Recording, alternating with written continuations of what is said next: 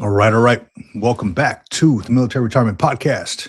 This is Vic. Welcome back. This is John here. What's up? How's everybody doing? John, how are you, man? Doing good, doing better, man. Luckily, I'm not in the airplane on the way to Germany, although that would have been lucky and unlucky. Was actually almost not going to be here today, but plans changed. Last minute things got canceled. So here I am. I'm glad you're here, man. In the flesh. That would have thrown this whole live Q&A into my lap alone. And I don't know if I want that responsibility today. It wouldn't have been the first time I recorded from an airport lounge or something like that. So. No, it wouldn't have. From with hotel lounges, airport lounges. I think where else have we had you? I was in the military influencer conference upstairs in their big That's hall. right. Yeah. Across from the stadium downtown Atlanta. Mm-hmm. No, all kinds of play. I'm ready to go. Whenever we're ready, we're ready. I got my camera. I got my mic. We're good. Do this. Do it.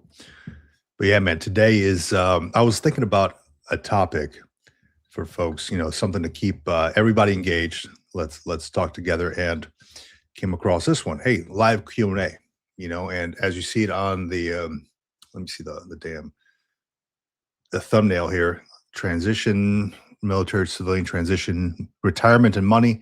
Though we can't give you like financial advice, we can tell you what potentially we did or what we've talked to people about. VA benefits. I love VA benefits. I read about this stuff for fun. Does that make me weird? No. And what's the other one that I put on there? Civilian life. That's always a fun one. What is life like after the military? And how can we make it a little bit better, 1% better every day? Because sometimes it has its ups and downs.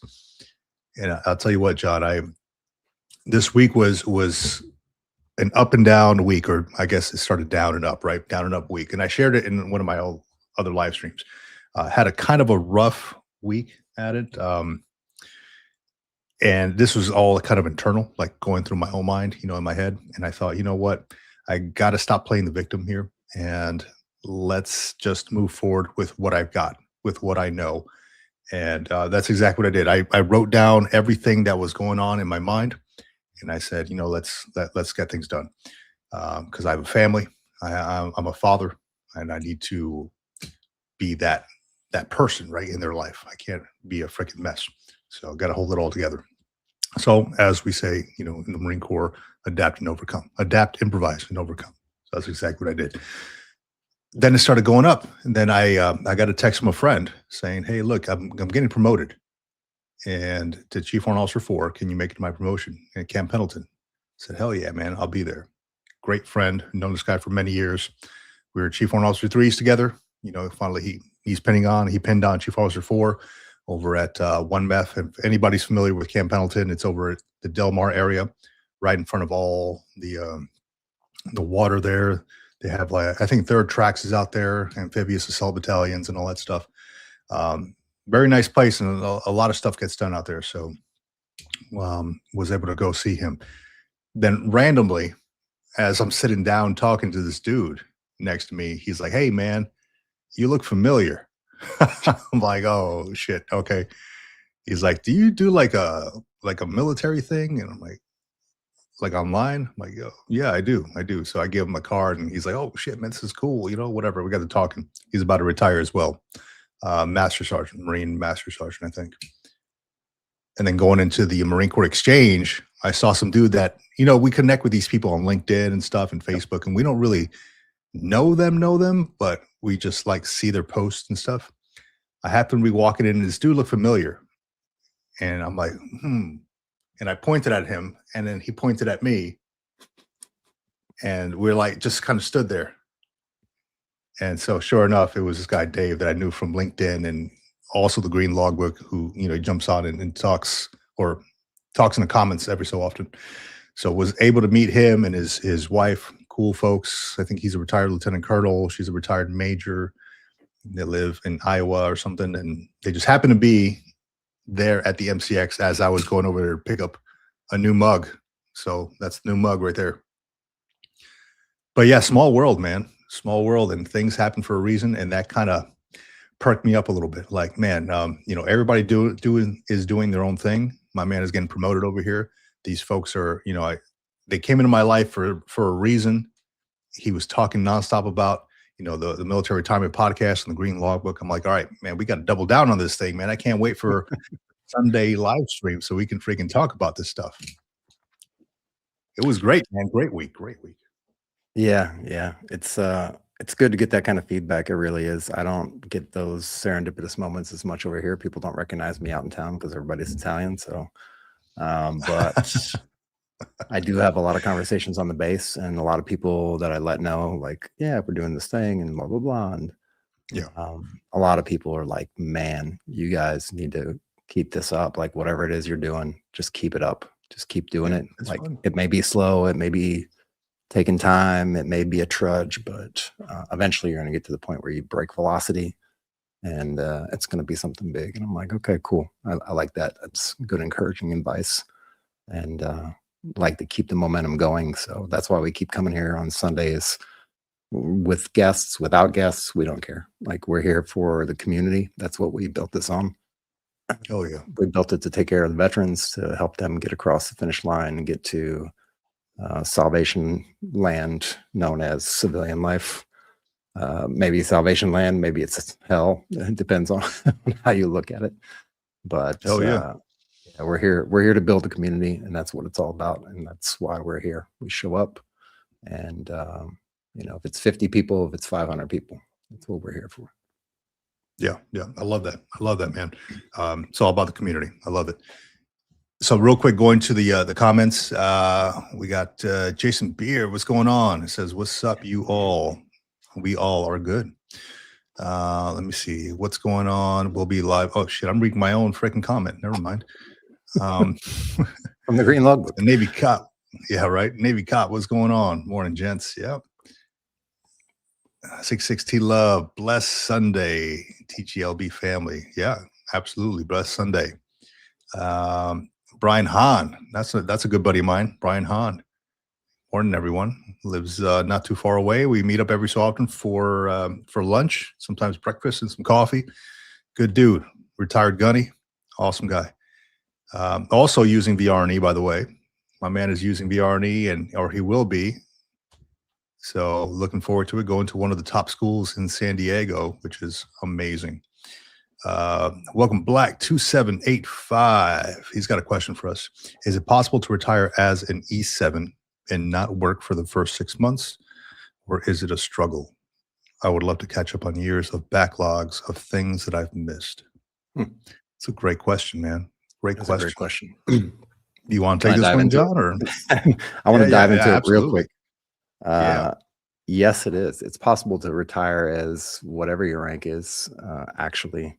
And I think, and again, we're not here to give financial advice. We're not financial advisors. We have a guy that does that. His name is Josh from MVMT Financial. He's the guy to talk to if you need to get pure financial advice from somebody who knows what they're talking about.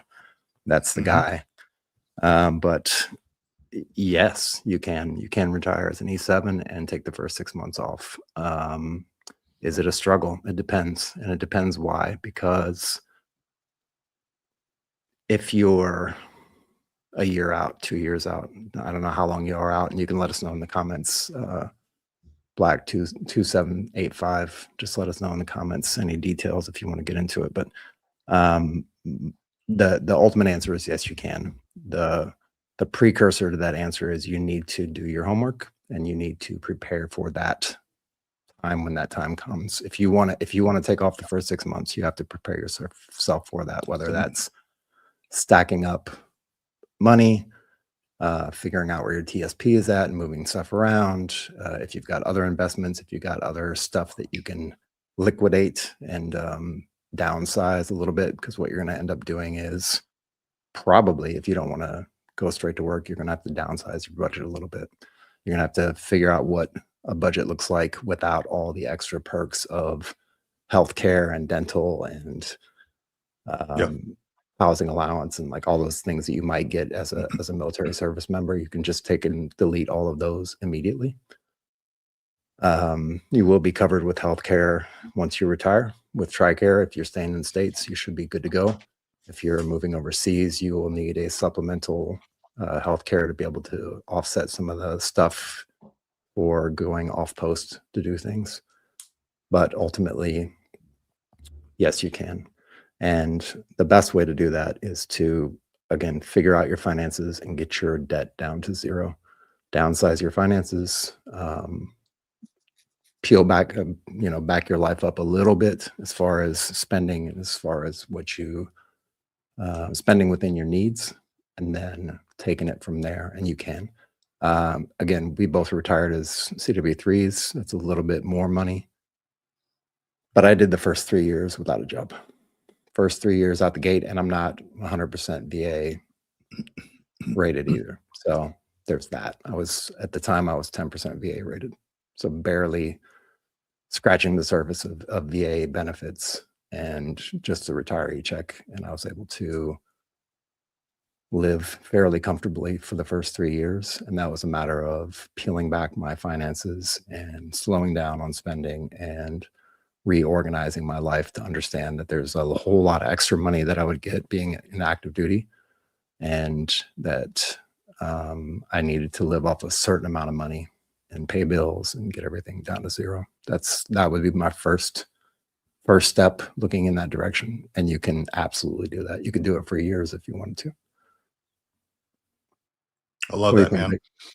Yeah. I'm on the same boat as you, man. In Black 2785, I would say, what kind of lifestyle you're looking for after you leave the service. So right now, you mentioned you're at 17 years, which gives you a good amount of time to either get out of debt or stack some cash for your life afterwards. And it's a lot of lifestyle dependency. Where are you going to live? Are you going to live somewhere high cost? Are you looking to go to San Francisco? It's like the highest, or New York City, the highest cost in the nation? Or are you looking to go, I don't know, what's something that's less expensive than that, like Dallas, Texas, or surrounding areas around Texas, Alabama, some of these like lower cost of living places aside from like the coasts. So you have to really look at that, like how much you're going to spend on mortgage if you're already paying mortgage or rent or whatever. Stack some cash, look at your location. Are you looking to stay in the same level of lifestyle that you're at? Are you willing to back it up a little bit? So I think I had to do the same thing. As I retired, we stayed here in San Diego. It was my final duty station. I decided, we liked it here. So I really had to do some analyzing here. Like, okay, if we want to stay up to speed with our current lifestyle, I'm probably going to have to get a job after. I was still waiting on my VA disability stuff to come through. I was working off of retirement check. Shit, I was on terminal leave when I got my job. So I was completely the opposite from John. John, you took 3 years off. Yep. I straight up went to work while I was on terminal leave. I got a contractor gig.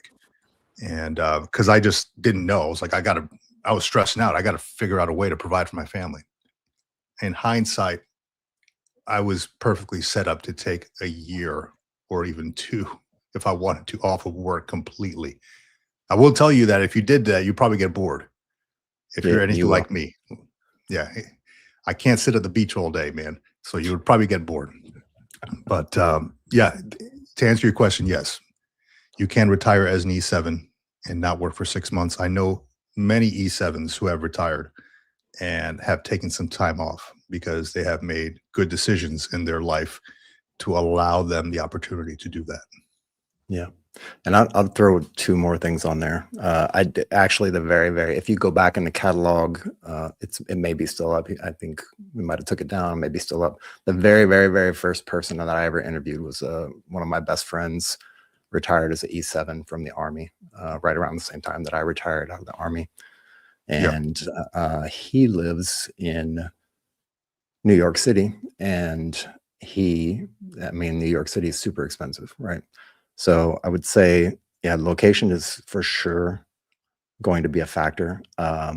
When you get to that time, when you get to that point where you're getting ready to retire, that last year, make sure you do your BDD and get that stuff done. Find a VSO, whether it's somebody who's on the base, somebody who's affiliated directly with the VA, or somebody else.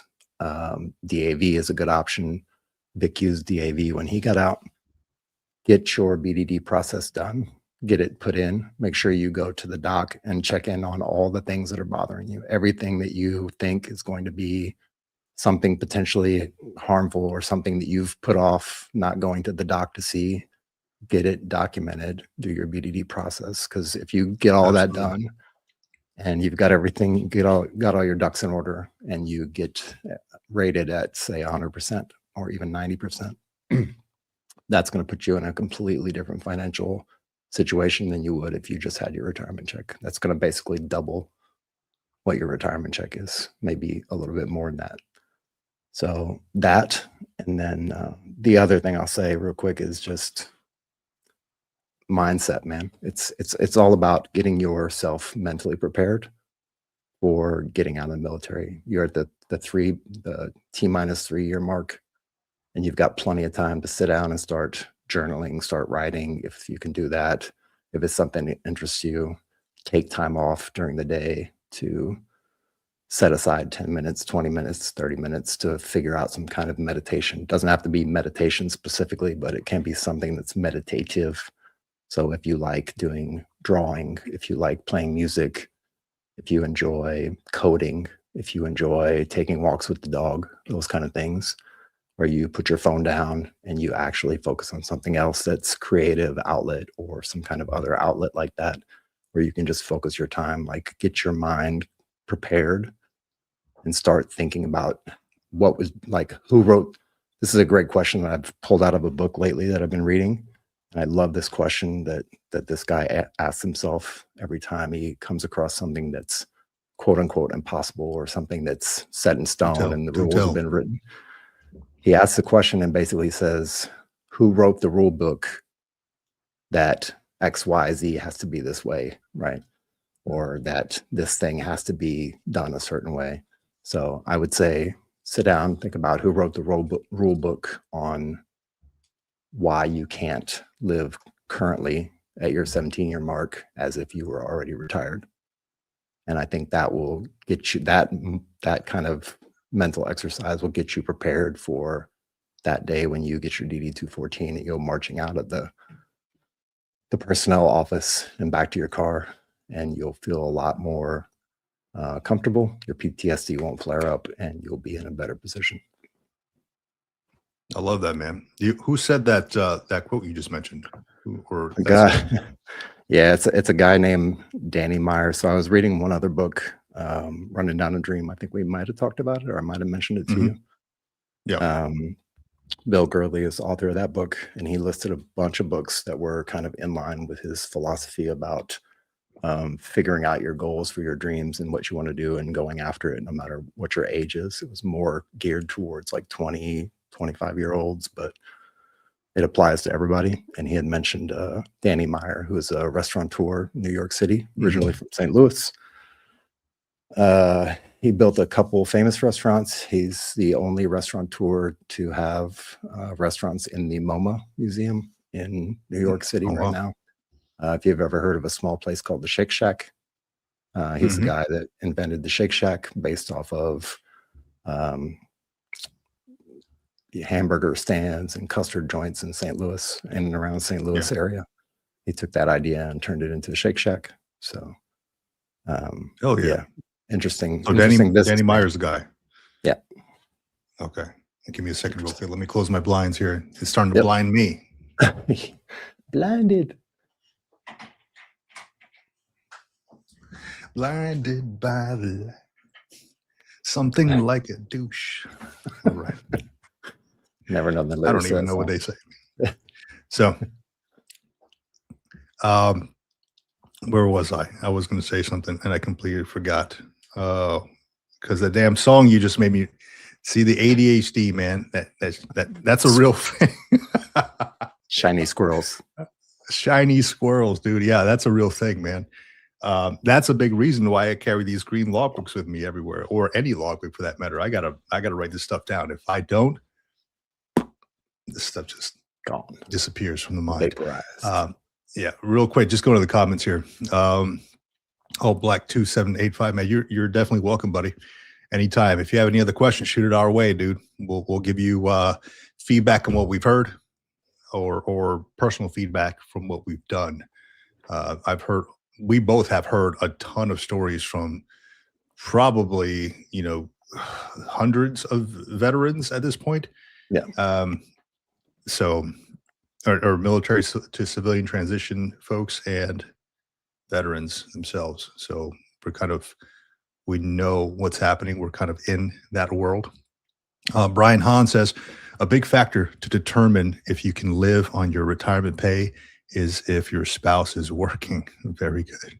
My wife has a good job, so I have less pressure to get a job. Yes. Sugar mama. Yeah, dual income. Yeah, sugar mama, right? Dual income is great. Yes, I will tell you that. I am the same boat. Like I can do what I want. And this is what I remember. This is what I was going to bring up is for the longest time, stressing out over what I'm going to do next. I'm thinking like, dude, I can literally do whatever the hell I want to do now. Like I can go out and do whatever the hell. And if you do something, I have it written here on my wall. Take what the military made you good at and get so good that civilian employees can't ignore you. Don't know why I put that up there, or don't know when I put that up there, but it's been up there for a minute. All the leadership stuff, all the technical stuff that you've learned, get good at that stuff. Civilian employees cannot ignore you. So with that, I started taking that and then forming it into something I really want to do. Entrepreneurship, building a little business here. And, it kind of opened my eyes like, shit, people will pay for convenience. They'll pay for just damn near just about everything. So I can explore that while my wife has the job that she loves. And it really does, like Brian Hahn mentioned, take a lot of pressure off you. You can find out what you really want to do. And real quick, good morning to you as well. Homebody, Miss Katie, 3097. Great to have you. Let me see here.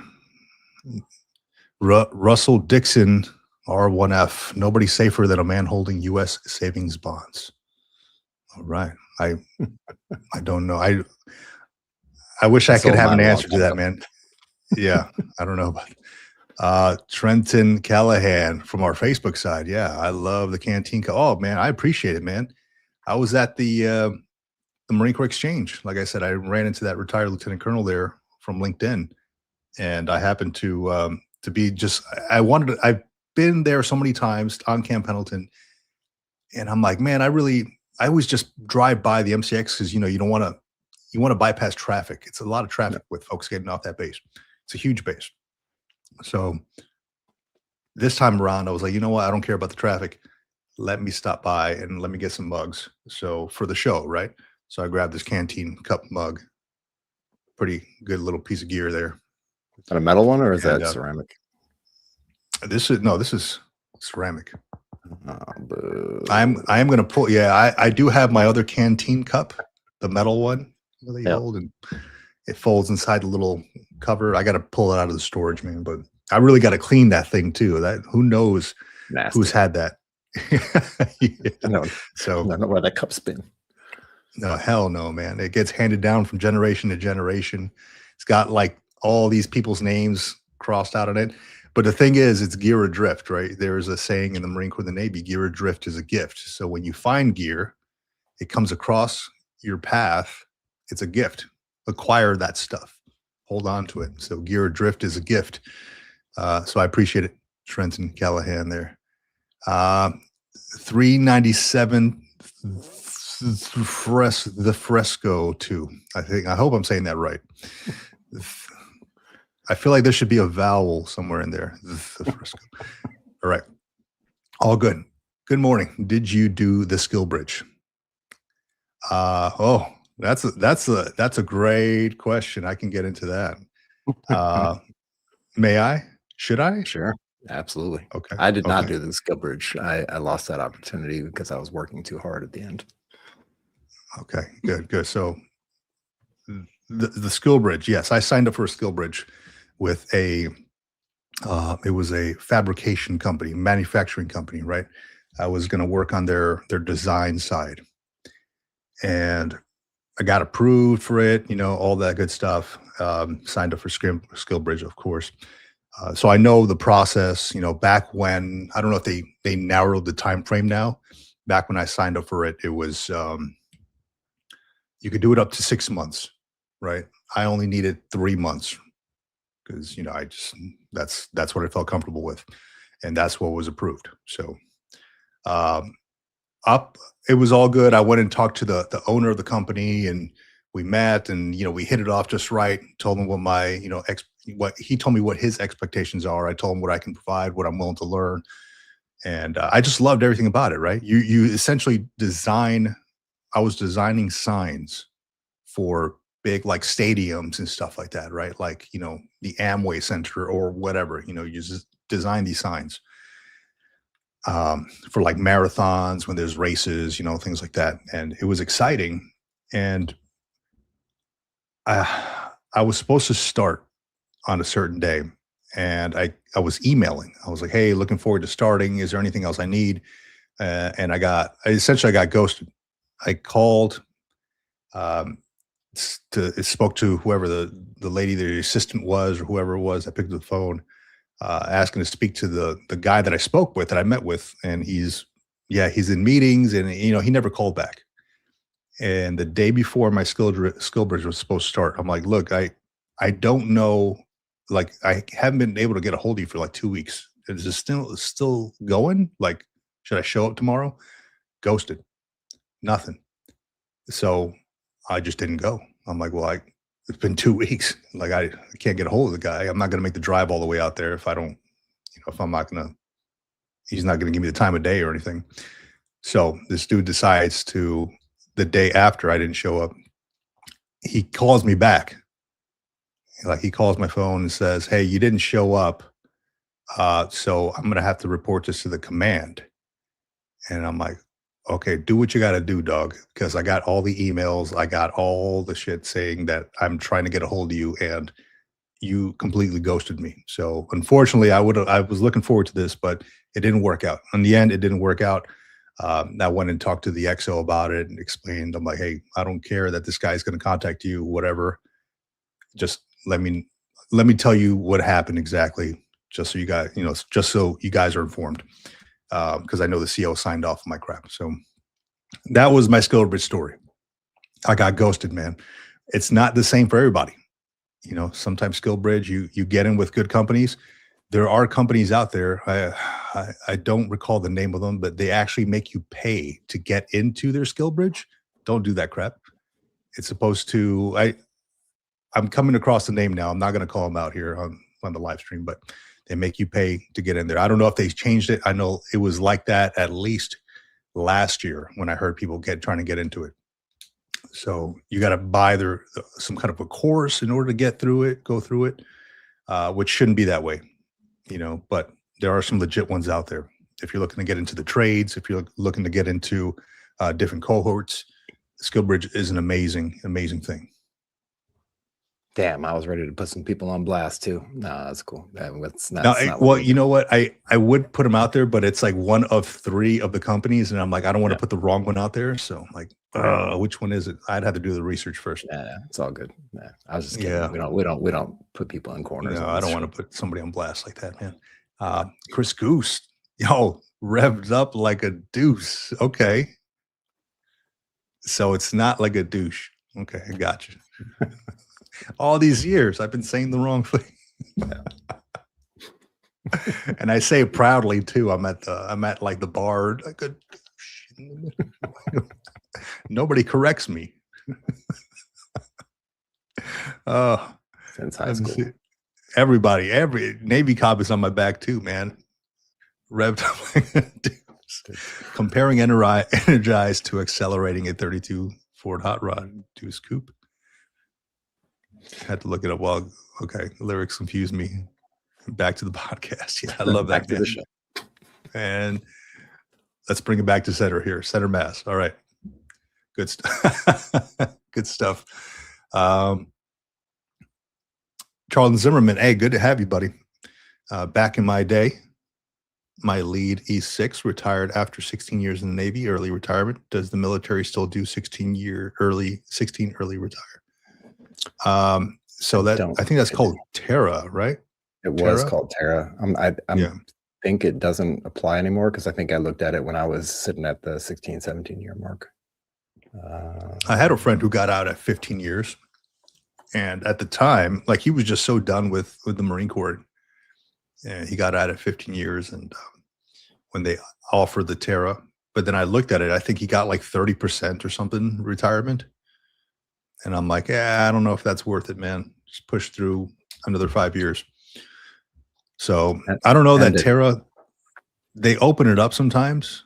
Yeah. At least I know in the Marine Corps when there's there's too many people in the service and need to like slim it down a little bit. So they'll open up the Terra sometimes. Yeah, they had it open again. They closed it in 2018, then they opened it back up until December 31st, 2025. So yeah, I think it goes by, needs of the military, what they need, and if they need to do that, and if they need to reduce the force. Yeah, I don't think it's a thing right now though. Yeah, no, when they have to reduce the force, that's exactly what it was. It was I think this guy retired in 2011, 2012, and that's when they had the Terra open at that time, and he took it with a quickness. I mean, I was a staff sergeant at the time, so I'm like, I had like 10 years in, and I couldn't do anything at that point. Yep. So to answer your question, Charlton Zimmerman, they open it up sometimes when there's a need to reduce the force. Right now, I don't think there's a need. If anything, they need to build up the force right now. I don't know that many people are wanting to join. I don't know. They're letting people back in right now, right? The ones who were kicked out for the COVID vaccine thing. That's right. I saw that. They opened it back up and they said, look, we're opening our arms. We're letting you back in. If you want to come back in, please come back. Man, deuces, dude. Get out of here. Deuces. Wrapped up like a deuce. Wrapped up like a douche, dude. Get out of here. No, but I did see, there was an email that was sent out by the Assistant Secretary of War. Did you see that? Did you see the email? I made a video on it, like a short video. It came across my inbox, yes. Oh, dude. Yeah, so you saw exactly, right? They were looking for volunteers from workers under this Department of War, Department of Defense. I don't even know. I mean, choose your journey, I suppose. Department of War, the Assistant DOW sent it out. Folks employed under the DOW, Department of War, are asked if they want to volunteer their time to assist in the Department of Homeland Security's mission, partly because I don't know if they're still under the government shutdown, but the Department of Homeland Security has been under a government shutdown for a little while now. I mean, we've seen it. I've seen it on the news. The TSA workers are calling out sick. Some of them are, quitting. They're not going to want to work for free. Nobody wants to work for free. So they're asking folks to volunteer their time. And the way they worded it was so funny. It's like, do you want the pride of knowing that you did something for your country? Volunteer your time to support the DHS mission or something to that effect. And I was just going through the Reddit and the veterans Reddit. And people are like, I've never deleted an email so fast. They're like, deuces, dude, deuces. So no, it's like these, who wants to work for free and load your plate essentially, right? Because you're still doing your job. You can't not do your job. And then you take on this DHS mission and you have to apply for it too. Like, who's applying to volunteer to work for free? They said 900 people. Yeah. How many federal employees do we have? Like 700,000? A lot. Something like I don't. That's like 0.01 of the percentage. Like, they made it sound like a lot, but it's like nothing. Oh man. So you're gonna do it? No, it's only open to GS employees. I'm not a GS. Okay. You dodged that bullet, man. Approximately 2.68 million people as of February 2026, the federal government. Oh, are working for the That's federal government. civilians across various branches, agencies, and excludes active duty military. Wow, of course. Duh. Come on, AI. 2.8 million people. So let's see. That's a lot of people. Oh, well, let's divide that. 2.6. 2.68. I'm just doing some quick math here. Math is quick. Yeah. So they said the email said 900 people have already signed up. Patriots, just patriotic folks. Yeah. That's 0.0003 of the whole federal workforce has signed up so far. So, not even 1%. 3,000th of the workforce. 3,000th of the federal workforce has signed up. Not a lot. It's not a lot.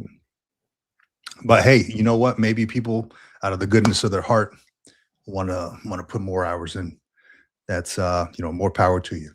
More power to you. Yeah. Absolutely. I mean, that's a question for the people in the chat. Would you want to volunteer your time to support the DHS mission? Not hating on you. It might be something that you really want to do. Get some experience, or you may just like working for free. I don't know. Who knows? Real quick, homebody Miss Katie, what'd she say? That's what I did. I was an 88 Mike truck driver, and I had been driving for 23 years now. Awesome. Nice. Yeah. How's that career? I was looking at that myself, but I'm like, I fall asleep on the road sometimes. I'm like, I start dozing off. So I'm like, man, I'd be a terrible truck driver, dude. I'd be slamming into people. No, may not. That might not be the job for me. Another one. No, wait, where was I? Yeah, that's another one. Chris Roguski. Sounds like you dodged a bullet with that Skillbridge company. Yeah, I feel the same way. Every time I remember that story, I don't really think about it often, but when it's like somebody asked me about Skillbridge, I was like, dude, you really got to choose who you're going to go with.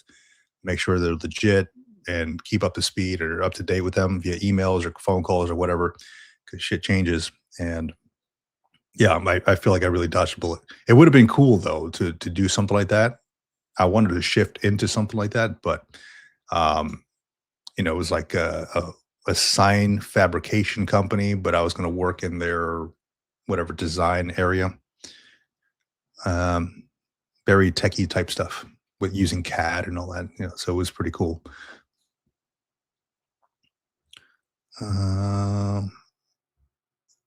Morning Sparky. Is that you or me? That's I don't know. Let's just say that's for you. That's for you. That's for me. Morning to you. Sparky here.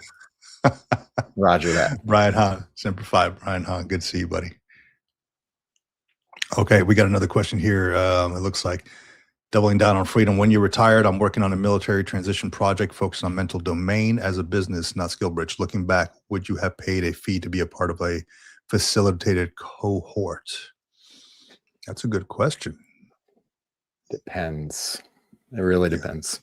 I mean, I'm not opposed to paying for things. I'm not opposed to paying for seminars and things like that. I think if it's the right seminar, if it's legit, if the person's actually giving some value, like it's worth it in some cases. If you're trying to get started in some path and you just have absolutely no idea what that path is about, and you're trying to get some to kickstart your knowledge searching, yes, like I don't mind personally. I don't mind if I have to pay for a seminar if it's something that I really, really, really, really enjoy and I want to learn more about, and I found somebody who's really smart at it, knows what the hell they're talking about, and they're not full of shit.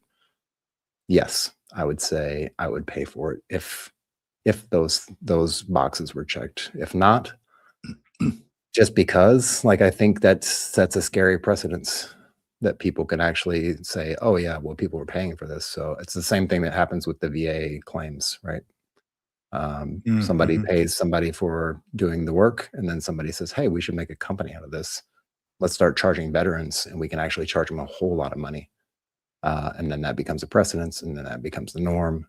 And then you've got all these problems with VA claims sharks out there taking people's money to do VA claims. I think it falls into the same kind of category. If you set the precedence for people paying for that, and then it becomes a thing, and people start paying for it, and it becomes normal. Yeah, yeah. I would have to get first off. I'd be curious what it is, right? But I mean, I would have to get a ton of educational benefits and I guess trade benefits if it's like a plumbing company or something. I'd have to get a lot out of it in order for me to want to pay into it. So because we understand Skillbridge, right? Skillbridge, you're still getting paid by the military because you're still active duty at that point, right? And then you're going to transition over to terminal leave and all that stuff, so you're still getting paid. But this is at a crucial time where people are, for one, stressed out a little bit about their military to civilian transition, and they're trying to save as much money as possible because they're about to transition into the unknown, essentially. So I don't know that it will work out asking them for money, but it's more of Skillbridge is just meant to teach somebody something, right? Either a skill or get in with a potential employer, learn something, and then either they potentially get hired by that company or they don't and they go find something else.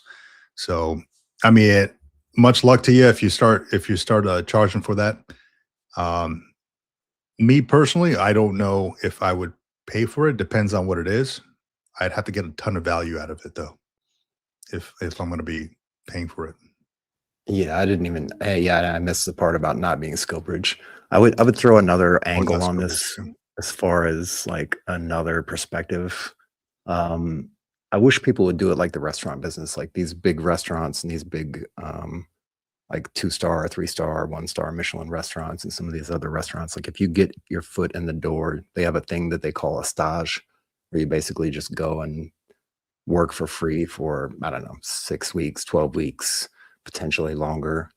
But they basically bring you in the kitchen and they agree, like, you're going to come in here, you're going to chop onions and carrots and celery, and you're going to do this station, you're going to wash dishes, you're going to wipe down tables, whatever it happens to be. And they do it on a regular basis at restaurants all over the world, from the big fancy restaurants to even smaller restaurants.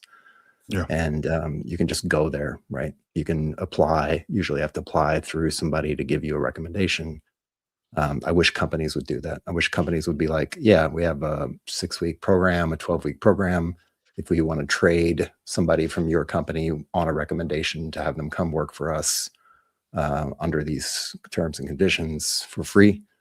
Because at the end of the day, you're still going to pay for it, right? You're paying for your food and lodging, your transportation, like all that stuff. You still got to pay for that out of pocket. So either way, whether you're getting it for free or whether you're paying a cost for it, a premium for it, you're still paying for it. I mean, nothing's free, right? So yeah, you're paying with your time, with your money, whatever. So, but here, let me put it back up there, because this is a good question though, and not a Skillbridge, but as a business working on a military transition project focused on mental domain. Looking back, would you have paid? Okay, well, not a Skillbridge. That makes it a little bit different. Now, if I'm going to be learning about a business skill, that's a potential. A mental domain. I'm so curious about what this is. Are you going to be a shaman? Like what do you? I'm very curious about what this is. There's a potential. I'd love to hear more about it, because I think I'm also kind of getting my way into that mental domain as well. So I'm very like the behavioral piece of it. So very curious about what you have going on. If you care to share, doubling down on freedom. Navy cop, your Skillbridge story, my VRNE story, things fall through the cracks in all programs. They absolutely do, man. They absolutely do. Yep. Don't put your eggs in one basket, man. All your eggs, just have options. Lucky enough, VRNE is going pretty well, for me at least. And I hate to hear the story that you put out there, I hate how you were treated, should I say, Navy cop, about it.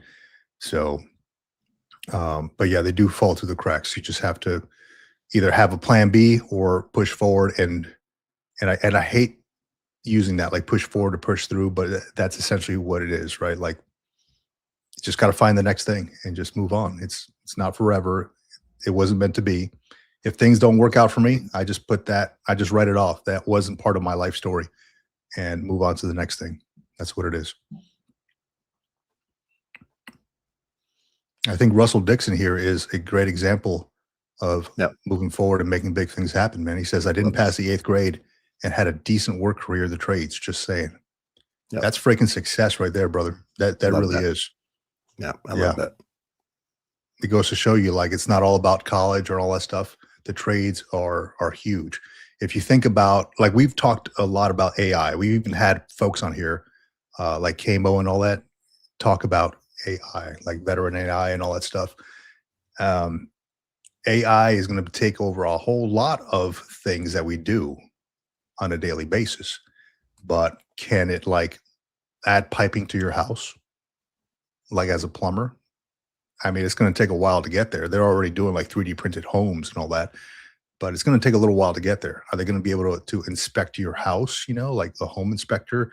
Are they going to be able to build a home, just the trades, right? Like weld stuff, so it is very sought after, especially as AI is becoming a thing in our lives, daily lives. Yeah, Navy Cop says it just exactly. The trades are needed more these days than ever. Yeah. And on top of that, we've canceled cultured shop class and things like that. So they don't exist in high schools anymore. As far as I know, they don't, unless it's a trade high school, maybe. But I don't even know if those exist anymore. So they have something like that. So they have there's a high school nearby that has like diesel engine mechanics. No. And I remember taking that in high school myself. Mm-hmm.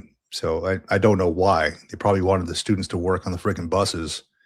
I don't know why they wouldn't have just regular mechanics, but for some reason it was diesel engine mechanics, and there's a high school nearby here that has the same thing. So, but I don't know about shop classes. I think, as far as I know, shop classes have been nixed from curricula across the board. And as far as I know, I have to look that up and do some research on it. That's not a definitive answer, but I was just having this conversation the other day about somebody about doing some car repair stuff, and they were asking about finding somebody to change the oil, and asked about the what is it called, the car center on base where you can take your car and put it on a lift, Oh, and yeah, borrow the tools and all that stuff. And I was like, people don't even do that. It's like, people don't work on cars anymore. Most people don't. There's still a handful of people that do, but they just don't teach that kind of stuff in high school anymore, as far as I can tell. And then from the small little research I've done, that's been removed from high school curriculums, along with a few other things. The arts are starting to go away from high school curriculums as well. And it's starting to be more of a STEM-oriented, STEM-focused kind of curriculum. And they're trying to prepare people for college degrees in various things, but not really mechanics, not electronics. That's going away, and it's sad. Yeah, I can see that, dude. I mean, like, it's, if you're a parent, it's really on the parents now to teach them, to teach kids. Anytime I have to work on my vehicles, I will drag my kids out there, my boys out there, and show them. Like, we've done the starter, the alternator, every so often. I mean, it's easier to go and change the oil at the local shop here, because that way I don't have to dispose of all the crap and have the little pan under and all that, so, and potentially mess up the driveway. But when I do, every so often, I'll change my own oil, and I'll show the kids, like, hey, look, here's how you change it. Here's how you, the dipstick and all that stuff. If it's making a weird noise, it's probably, the whatever, the lifters, or, just, showing them how to take care of that, because it will take care of them if they take care of that thing. Right. Yeah. So, but a lot of the trash today is all computerized. A lot of the stuff is very, you can't really work on it. So I remember when I had the my '73 Pontiac. Yep. Before I sold it. So I would get in my own vehicle, right? I have this Honda, and this SUV, and I would get into it. Computers everywhere, everything's computerized, right? And then I get into the Pontiac, and it's like completely, it's a different world, dude. It's this 1973 Pontiac, right? Yeah.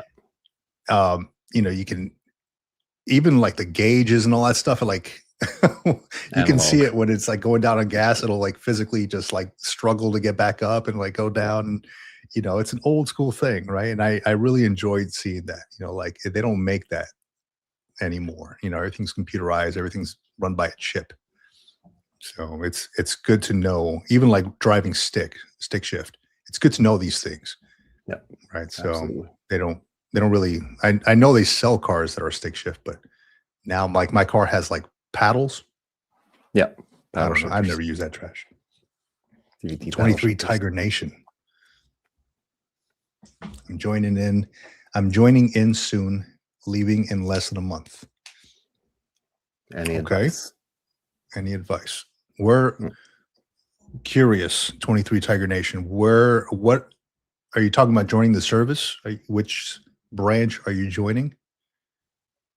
What is your potential job going to be that you're signing up for? Let's see. Oh, he also goes on to say, most of my family and friends don't like the military. That's all right, man. I'm assuming you're an adult, right? So it's time for you to make your own decisions. You can't make everybody happy. No. But what's best for your life? I mean, you can talk to a lot of folks in this show, and they'll tell you, hey, the ups and downs of life, but ultimately, when you're retired, life ain't that bad. If you're willing to go the long haul. So, yeah, let us know, 23 Tiger Nation. You're leaving soon, in less than a month. What branch are you going to? What branch are you going to be joining? Very curious about that. I can talk about that stuff all day. I've never been a recruiter, but having my own kids who are interested in the military, there's a lot that we can talk about. Lots of comments today. Yeah. Chris Roguski, NDAA, extended Terra until 2030, but policy and requirements authority has not been pushed down to the service level yet. All requests have to go through SecNav until that happens. Okay. Well, that's good to know, man. Yeah. I mean, each branch does its own thing, right? Each branch sets its own Terra stuff, even though it's probably a DOW program. Let me see.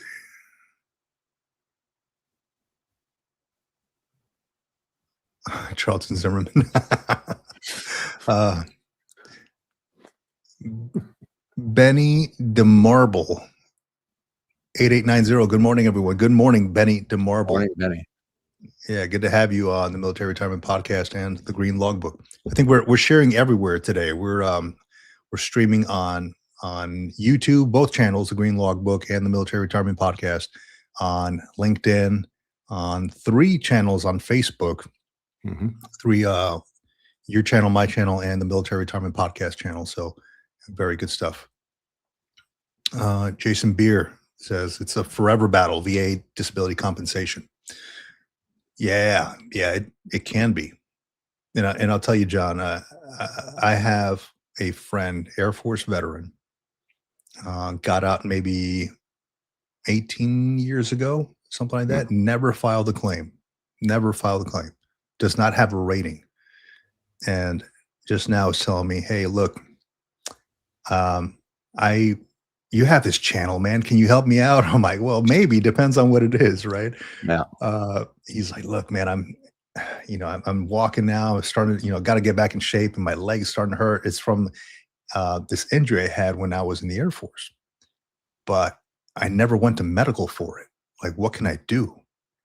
I'm like, damn, dude, like, why didn't you go to medical? He's like, well, I just like pushed through it. I didn't think it was that bad. I'm like, no, that's the push through it, right? Like, we shouldn't do that. If something's not right, something's not right. So I asked Raider HQ about this too, because I really didn't know where to start with that. Like, hey, and talking to him, he's like, "Hey, go back and look at potentially any issues that would have um, exacerbated that. Like any specific things, like, hey, was he a parachutist? Did he jump out of a 7-ton? And his leg hurt. Whatever it is." And potentially after that, I still have to get with him a little bit more, but potentially after that, getting buddy letters, and something from like service records showing that there was training involved that may have contributed to that issue. So if you haven't gotten a medical, if you haven't done all those things, it's a little bit of an uphill battle. It's not definitely a no, but I think even getting like a 10% rating would help this dude out in getting something from the VA. Like, hey, look, I just need some meds, man. I need something to help me. I need somebody to see me without me having to pay an arm and a leg through his insurance, right? Through insurance. Yeah. Even a 0% rating, right? Yeah, even a 0% rating. That's right. So that'll get your foot in the door, if nothing else. Yeah, and I mean this guy's a young dude, right? Like you're a little older than me, but pretty young. And but I mean, there's a ton of Vietnam veterans too who don't have ratings, who never like shit. I have somebody in my family who was a Vietnam veteran who is like 90 and never went, like doesn't have medical stuff, doesn't have a rating. Thankfully, is well financially now, but it's like they did it for the love of country, or I guess, and didn't care about the ratings in the back end. That seems to be like a newer thing. When I started getting out of the military, and 2 years ago, everybody started talking about, hey, go to medical, go to medical. I'm like, what? Like I'd never, like up until my 18-year mark, I've never heard it that much. Like, hey, dude, you got to go to medical. You got to go. And I'm looking around like, why? Like, okay, oh, VA disability. Like I've never looked into that until the 18-year mark, man. And now I hear that it is a recruiting tactic. Have you heard of that? I have not, but I can imagine. Yeah, it's a recruiting tactic. Like, hey, man, you do a couple years in, man, you get 100%, man, get paid for life. I can imagine. Yeah. Either way, what up, Jason? Good to have you here, man. Good to see you again. 397th Fresco 2. I've been told when doing your VA claim, your claim for VA, even if you get a 0% in any claim, this is good. You want 0%. I've been told. Yep. It gets you started, right? It gets your foot in the door. It gets that process started, especially if it gets 0% and it's service connected. Because then you can go back and revisit it, right? You can go back and put in more evidence for the claim if you happen to have more evidence and you feel like, oh, well, it should have been a 20 or 30%, but they rated it 0, but I have all this evidence and maybe they didn't see it. Hopefully, once they get this thing rolled out to all the VA clinics and get fully integrated with the DOW, the VA and the DOW sharing information back and forth, sharing the medical records and the data back and forth. They're pushing for it really hard.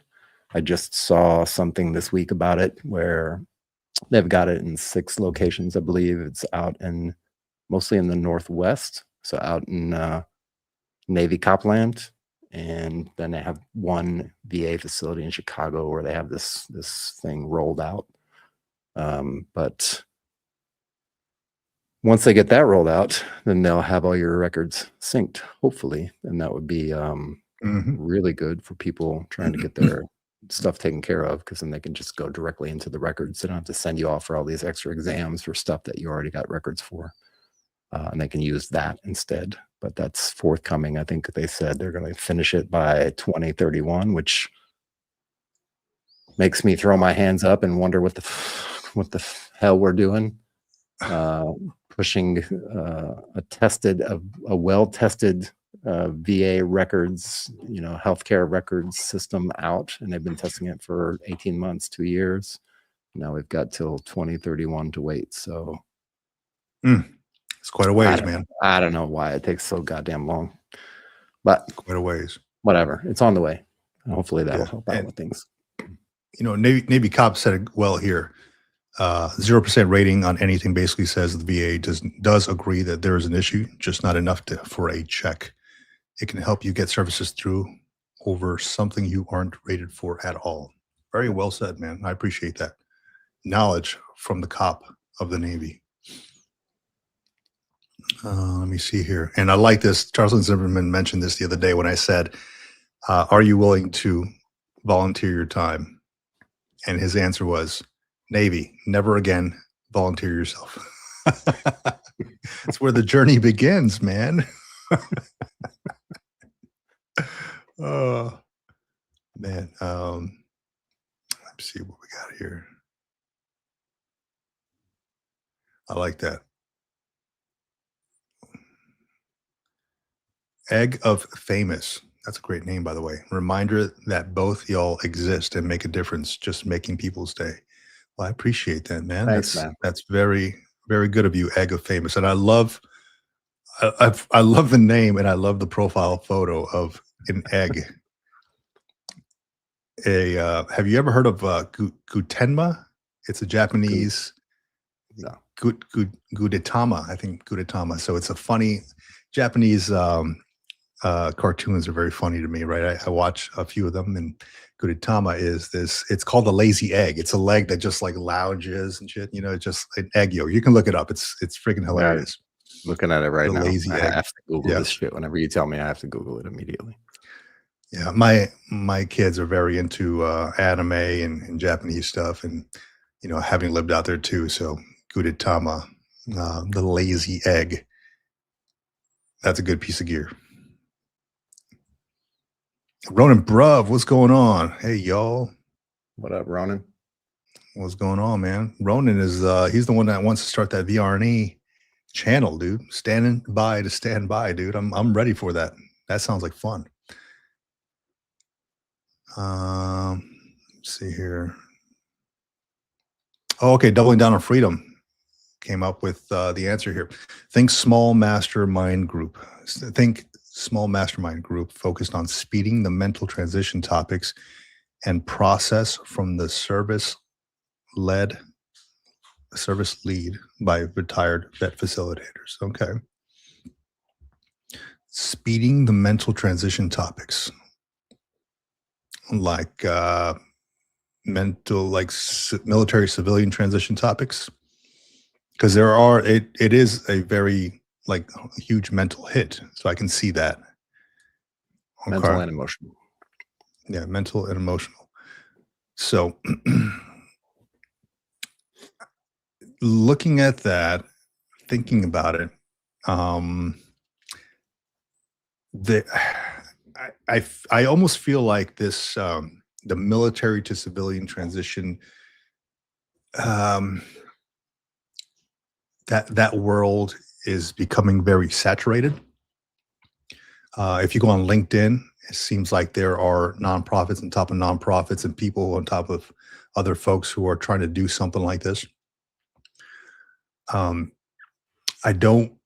You can try maybe like a money, like an introductory thing, like, hey, like a money down or something like that, to get your foot in the door. And I don't know how much you're going to charge, or looking to charge $50, $100. But I do also understand that having somebody pay for it gives them buy-in. So mentally, it makes you think, okay, well, I'm contributing something. So that means I need to show up to this thing. I need to do my best because I've given something to it.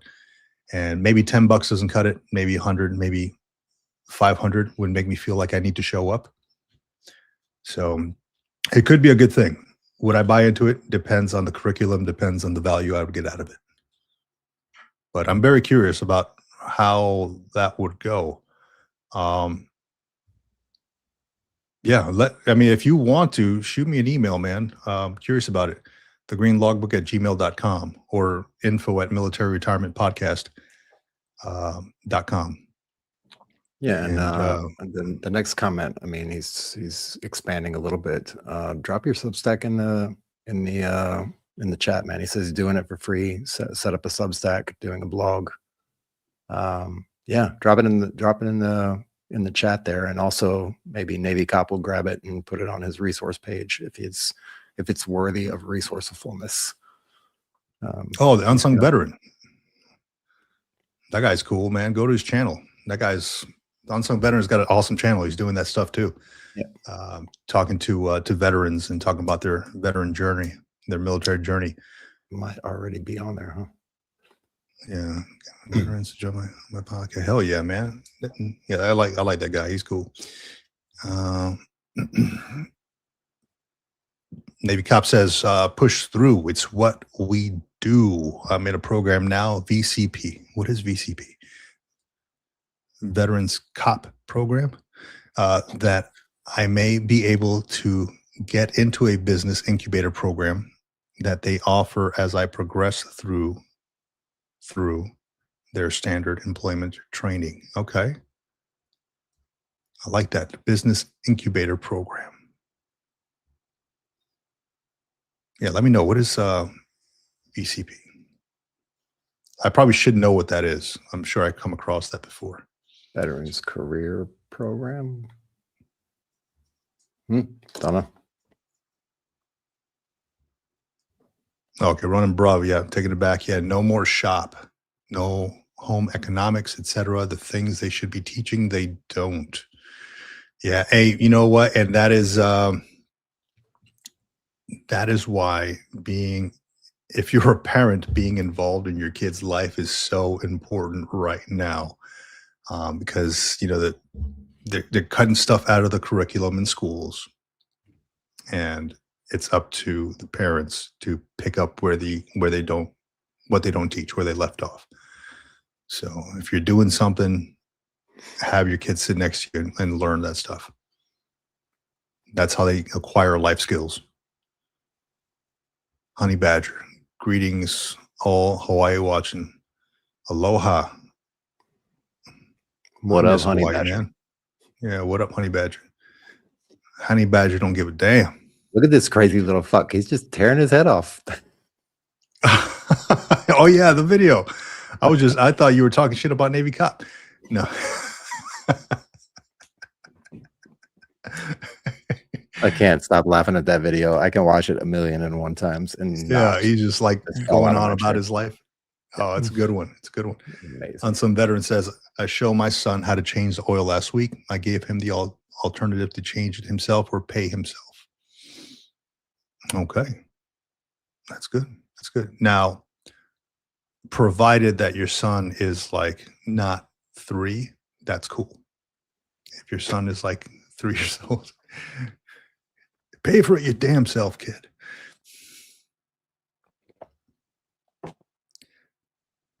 Let's see.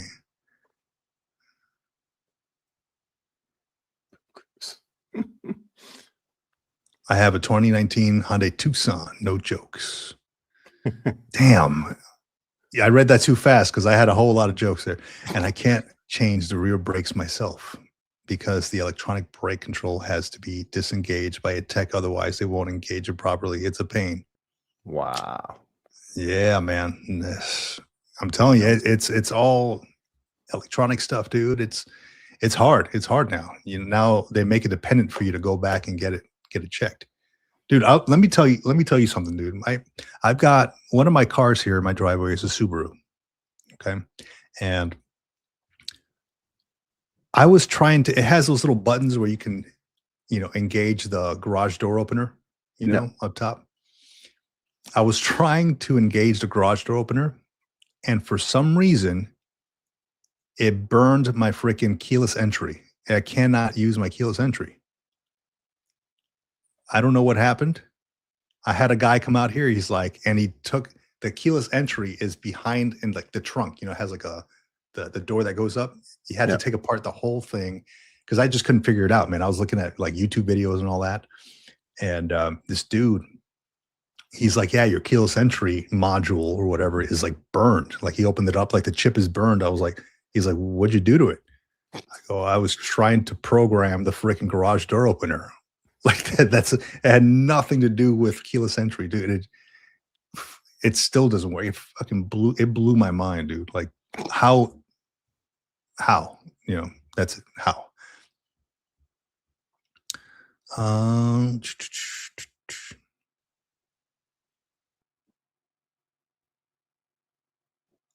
don't know what that means. I'm reading VR boxing clipped, and I don't know what that means. I am the chief observing. What are you talking about? He's watching you right now.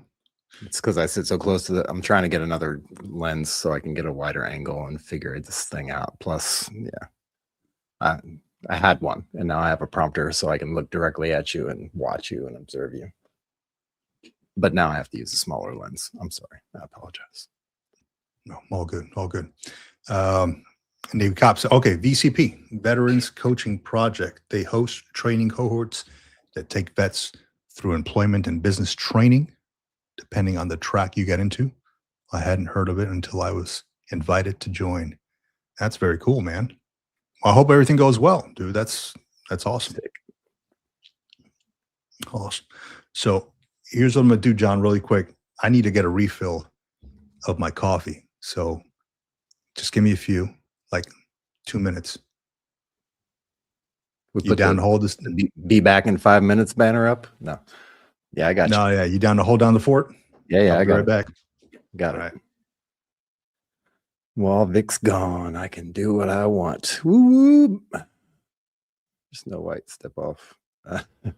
Okay. There is a couple things that I wanted to pull up, and I gotta find them. So the thing that I was talking about, VA, with their long-awaited / long-doubted healthcare transformation finally happening, the federal EHR, Electronic Health Records Management. Like I said, they have it rolled out to 6 locations. Currently, they've been testing it for the last 18 months, I guess. And what that's going to be, timer set. And what that's going to be basically is the DOD or DOW, whichever one you want to call it, and the Department of Veterans Affairs are going to be merging or having a partnership where they can share information back and forth, primarily medical records, medical documentation, service documentation, so that when you go and apply for a VA rating for whatever it happens to be, and you are trying to go through that process, a lot of times what they'll do is they'll send you to go get current medical examination for some of that stuff. Yes, it's still going to apply in a lot of cases, depending on what you're putting your VA rating stuff for.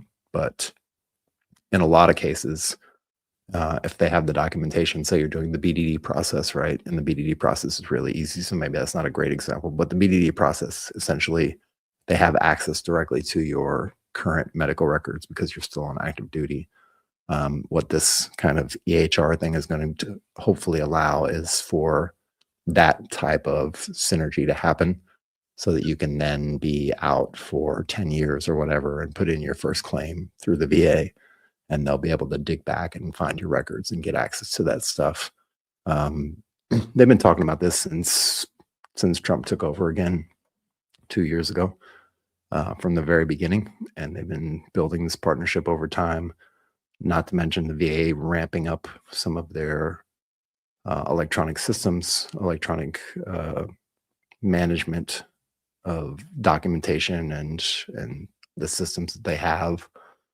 They've implemented a new tracking mechanism in the VA, on the VA site, where you can actually get a better overview of what you're looking at when you're putting in your VA claim, and you can track it a little bit better through the VA site now. And get some better real-time feedback that you wouldn't normally get when you're waiting for your claim to be processed and claim to be approved. So that's definitely one thing for sure. Keep an eye on it. I know there's a lot of hate in there. I put a comment on here. The only thing that concerns me as a seasoned software analyst and IT person is how the user interface is handled. I see the article that you've gone to every VA healthcare location soliciting feedback. Does the Oracle not have an effective front-end UX UI department? Which basically means, are they actually having somebody design the front end of that website interface, whatever it happens to be, for the veteran specifically? Because I know how a lot of these softwares get built for the government, and they're not necessarily user-friendly. And they are pretty buggy usually, so at least they're doing something. But that's always my concern when they're introducing new tech into the government, is that they actually sit down and do the UX UI design. I don't think I haven't ever seen it in a contract as part of one of the salient characteristics of a software contract for the government is actually having a UX UI department, which is user interface, that actually builds the user interface so that's easily accessible to the user and that they can navigate it easily and they don't have to go through 47 clicks and 10 different steps just to get to the one thing that they're trying to get to, which in this case would be your health records or your service records. So that would be amazing. More to follow. Like I said, their timeline is pushed out to 2031, which kind of sucks, especially in today's age where you could vibe code it in like 5 minutes and have it live in a month. But who am I? What do I know? Are we talking about Navy Cops Hyundai? Yes, we are talking about Navy Cops Okay. Hyundai. I just came in mid talk, so No, we're talking about the electronic health records system from the VA. I mentioned it a little bit. yeah. Expanding on that and why and how it happened and where it came from and the SecDef and the VA secretary getting together and kind of starting to build that partnership so that they can do this easy handoff from service to VA, right? That's kind of the overarching emphasis of it is to be able to take someone from military service through their transition to their VA status afterwards and have that as seamless as possible. That's kind of the opus for it. So Gotcha. Yeah. So when I was speaking to this gentleman at this promotion ceremony I went to, he had mentioned that he's going to get out here. He's about to retire in May. And, or excuse me, later on this year, not May. It was October, I think. And I asked him a few questions like, hey, have you started your BDD? And he's like, no, not yet. I'm like, well, you may want to look into that like ASAP. That's probably one of the biggest things. Then we got to talk, and this is right before everybody showed up, right? I showed up a little bit early. He was there. We introduced ourselves to each other. We were there for the same thing, the promotion ceremony. Then he's like, yeah, I'm going to be doing all my medical stuff. I was like, hey, just don't forget also to go to the civilian docs, the ones that maybe the chiropractors and things like that, that maybe you saw that don't exactly send all the information over to the base medical. And, you know, they don't talk to each other. So make sure you get all the documentation for that. He's like, oh, yeah, that's right. I'm like, yeah, don't forget that. That was one of the things that I almost forgot when talking to my DAV person when I was doing my VA claim. Like, is there anything else that you need to submit on here? Like any back pains? I was like, yes. Thank you for reminding me. Chiropractor. Bam. I was in a car accident. Then, you know, something else from back in the day, jumping out of a 7-ton thing, some back issues, you know, etc. Thank you for reminding me of that. Now, I got a hold of one of the chiropractors. This was like back in like probably 10, 12 years ago. And they're like, yeah, we don't have your records anymore. I'm like, damn it. You know, so make sure that you get a hold of this stuff before you actually PCS, because it is tough to get it after the fact. yeah. My rule of thumb is always to ask before I walk out of that office. If it's a civilian office, ask for a copy. And usually they'll oblige. Sometimes they'll be like, yeah, you have to come back in a couple days and get it. But always get copies of that stuff, especially 100%. 100%, dude. Medical stuff, mental health stuff. Sometimes you get the referrals, you know, and they don't exactly, like to a civilian therapist or something like that. They don't exactly talk to the base docs. Yeah, make a full copy of the medical record before I left on the last day. Yeah, that's a good idea, Navy Cop. Make a full copy of medical records. I've got that thing saved in multiple places just in case, right? I've got several hard drives. I've got a file cabinet here with the actual physical records, you know, so you got to make sure you don't lose all that stuff. Keep good files of that. Muy importante. Yeah. What else did I miss, man? While I was out of here, That was I it. got some crazy And comments going through here as yeah, well. this lovely comment. Let's throw it up on screen. I don't know what it's about, but the sweet chin music still works. I have no idea what that means, man. No idea. Sounds funny. Patient companies. Yeah, some legit stuff on the comments here. If you want to bring it up. Patrick F. PNW. It's a reasonable assumption as a patient that there's a coherent and complete medical record behind the scenes. Critical error, absolutely. Med documentation system is so broken. Yeah, I mean, you have to advocate for yourself at some point, right? You can't put all your trust and faith into the freaking E3 who's in charge of medical records, who wants to leave on a Friday or pissed off that he's there on a Monday after PT or whatever. You don't want to put all your trust and faith into that. Now, we like to think that we can, but this is your life. Make sure that you are up to speed on what's happening. 397 the Fresco 2. Do not forget a copy of your dental records. A lot of service members forget a copy. Yes. I work in the dental. Yeah. Excellent. And when you get your records, as I recall it, they give it to you like in a sealed binder, right? When you PCS, isn't like a sealed envelope, and you have to until you get to retirement. Because when you get to retirement, then they seal it up and they send it back to stateside to whatever centralized record keeping place. Yeah, but that's very good. I'm glad you brought that up. He or she, I don't know what 397 is, but do not forget a copy of your dental records. Excellent. What other kind of records? Somebody had asked, somebody asked in the military retirement group about their DD-214. Like, does it even matter? Like, does it matter to go over there and make sure that everything's updated for your DD-214? Like, what does it matter that their awards are correct? Like, why should I give a crap about it? Was their actual question.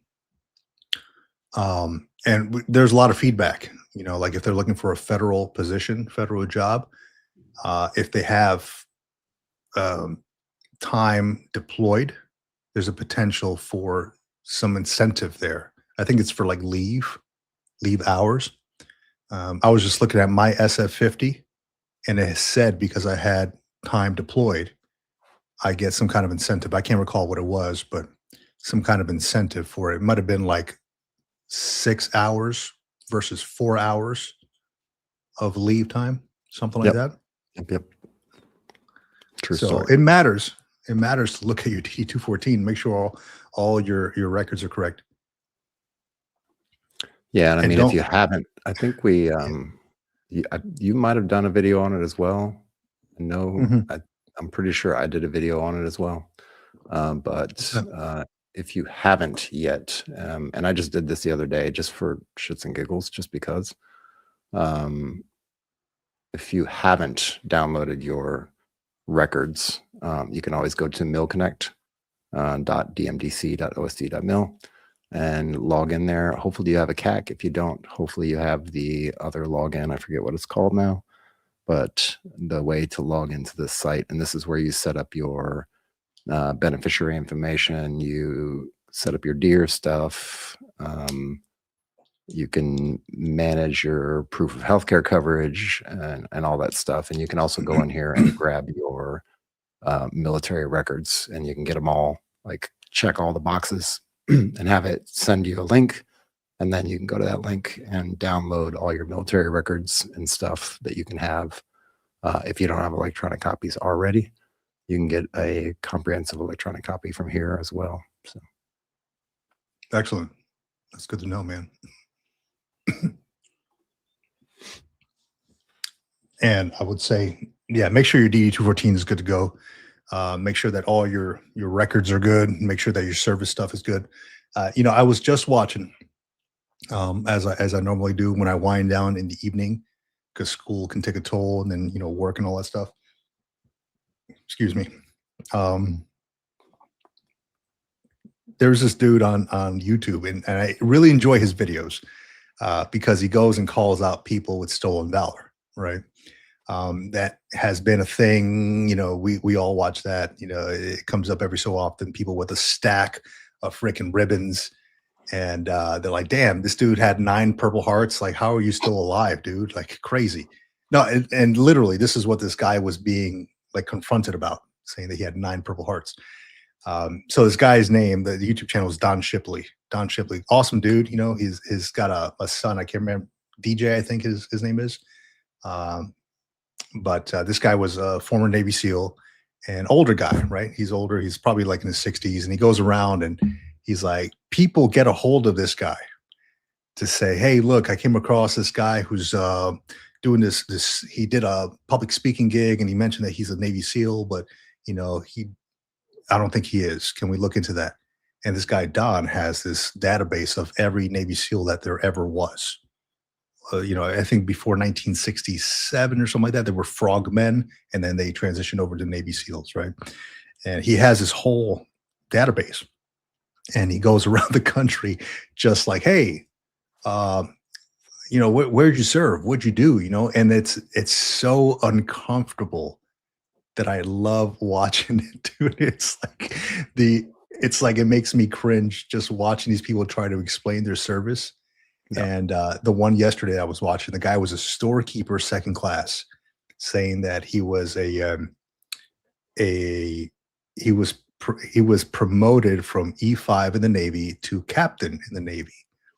That's like 10 ranks, dude. Like like a captain is like a colonel, right? Like a full bird, right? A captain in the Navy, and an E5 is an E5, right? So I'm like, he said that he was promoted from E5 to captain, and I'm like, and this guy Don's going along with it. He's like, "Oh, okay, man, that's a hell of a promotion," just like, wow. He's like, would it surprise you if I told you that this is not real, that what you're saying is not true? And the guy's like, "Oh, absolutely it is," and then I don't know if it's like a mental thing. Like they say it so much. People say the lie so much that they start to believe it themselves. And so this dude Don just goes around the country just calling out stolen valor on these Navy SEALs. I love the channel. If you haven't seen it, go check it out. This guy is awesome. Like Navy Cop said, he's been on several podcasts and wild stories. But sometimes he takes his buddies out there with him, like these older dudes. He's like, "Yeah, dude, I served in this team. I don't know who you are. You don't even know the people that you served with." It's incredible the stories that people come up with. This dude said he had 9 Purple Hearts. 9 Purple Hearts, dude. How are you still walking, bro? Like what? Yeah, Navy Cop said it good. "You've never heard of first class captain gunnery sergeant of the Coast Guard, a very limited and off-book program." Yeah. And anytime they're confronted with like the stolen valor stuff, they're like, "Oh, I can't talk about it, man. It's confidential." Really? Like, yeah. So confidential, you can't tell us anything about your service. Come on, bro. Yeah. Come on. Come on. I encountered somebody like that at a party. I went to it was a kids party, and this person, a little bit older, right?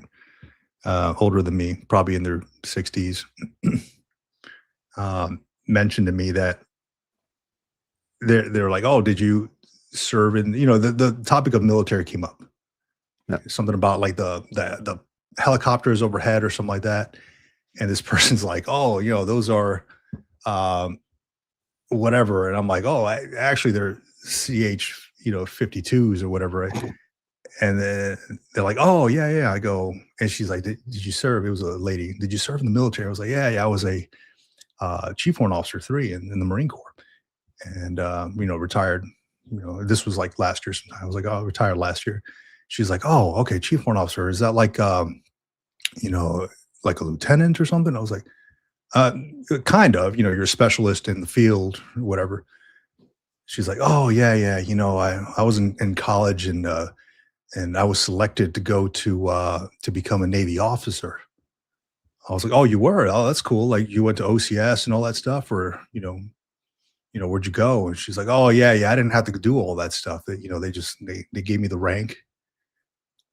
I was like, "Oh, okay." Like the stories don't match up, man. And I was just going along with it, just listening to it. And she didn't know what a chief warrant officer was. Yeah. Bring up all these stories, like, "Oh, yeah, I served and this and that." I was like, "Ma'am, you don't know what you're talking about. Like, I don't know if you have something mental going on." Like, I was entertaining it, but I was getting a little pissed off by the stories, to be honest. Um, but I just kind of exited the area. I was like, "Yeah, crazy times in the military, huh?" She's like, "Oh, yeah, I know. That's why I got out."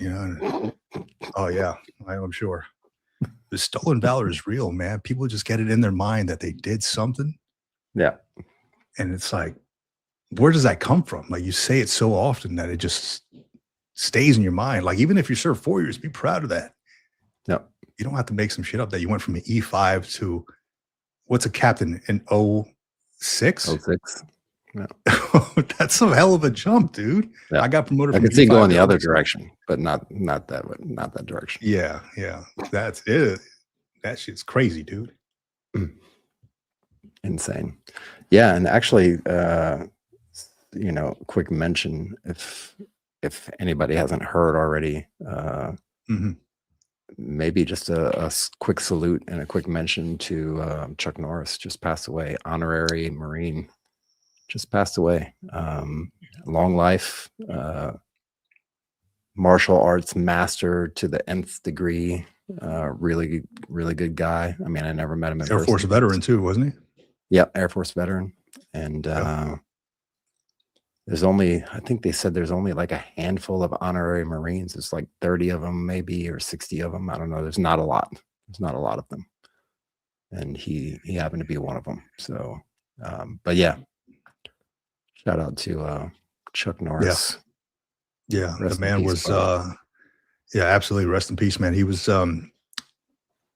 real big in my childhood too. And he'd always Same. come out with the Bowflex or whatever the hell he was selling at one point. With was it Christy Brinkley or Suzanne Summers? One of those ladies. Like, he would always have them on their show, and they were doing some kind of, it was like a sit-up machine where you I don't know what it's called, but he was selling that stuff. But it's always cool to see him, like his old martial arts movies. I think he fought like Bruce Lee at one point. Yeah. And the Dragon. then didn't he was there when Bolo Young was there. We know him as Chong Li from Bloodsport, Master Bolo Young, who is a big part of my childhood as well. Probably the biggest freaking martial artist guy that you'd ever seen in your life, yeah, there you go. So Navy cop knows them all. Christy Brinkley. Okay. Suzanne Summers had the Thigh Master squeeze your way to shapely hips and thighs. That's what it was. Yeah. So yeah, shout out and rest in peace, Mr. Chuck Norris. You know what's behind Chuck Norris's beard? Chuck Norris. A fist. Come on. A fist. 397 Fresco says you can log into Dentrix site and view your dental or your medical profile. You can print your doctor notes and view all the medical treatment you had. The system came live around 2022 before it was TRICARE. Really? Dentrix, huh? Never knew. Dentrix. Never ever knew. I feel like they could have picked a better name, though. Yeah. It's actually a commercial company, right? But how do you get into the doctor notes and all the medical treatment? Maybe it's just on the commercial side. I don't see a military way to get into it. Dentrix military login? I don't know. Ooh. It says many found out when I took TAP that many of their medical treatment were not transferred to Dentrix.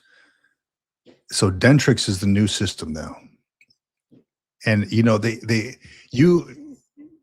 John, you just looking into it right now, you can't find a way to log into it, like for the military side. Yep. I hate how non-user friendly they make this stuff. I Yeah, hate that. that's what I was talking about when we were talking about the VA and Mhm. the DOW/DOD Yeah. merging together and sharing information back and forth and creating a partnership so that they can transfer the military service member through to the VA and have a nice easy handshake. Yeah. But the front end is always the problem. The front end is always the problem. Always the But problem.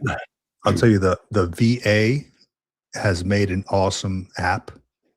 Theirs Yeah. is probably the most user friendly one that I've seen. It's amazing.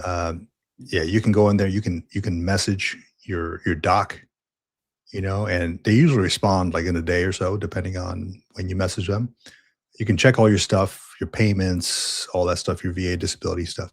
Um, Very user friendly, very easy to use. So if they can all just get on the same program and just have something similar to that, and not a different app, just everything within maybe the VA app. Yep. Just one app Yeah. to rule them all.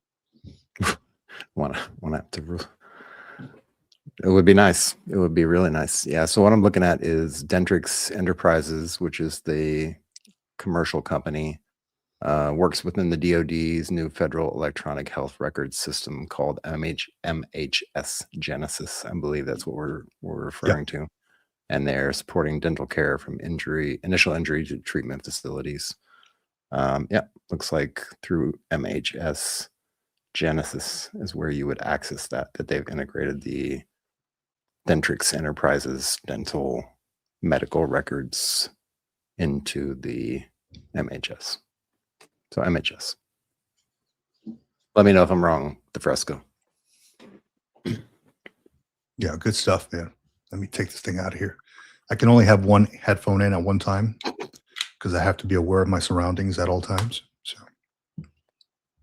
I can't stand seeing people at like on the bus or just walking around with both headphones in, like big headphones on.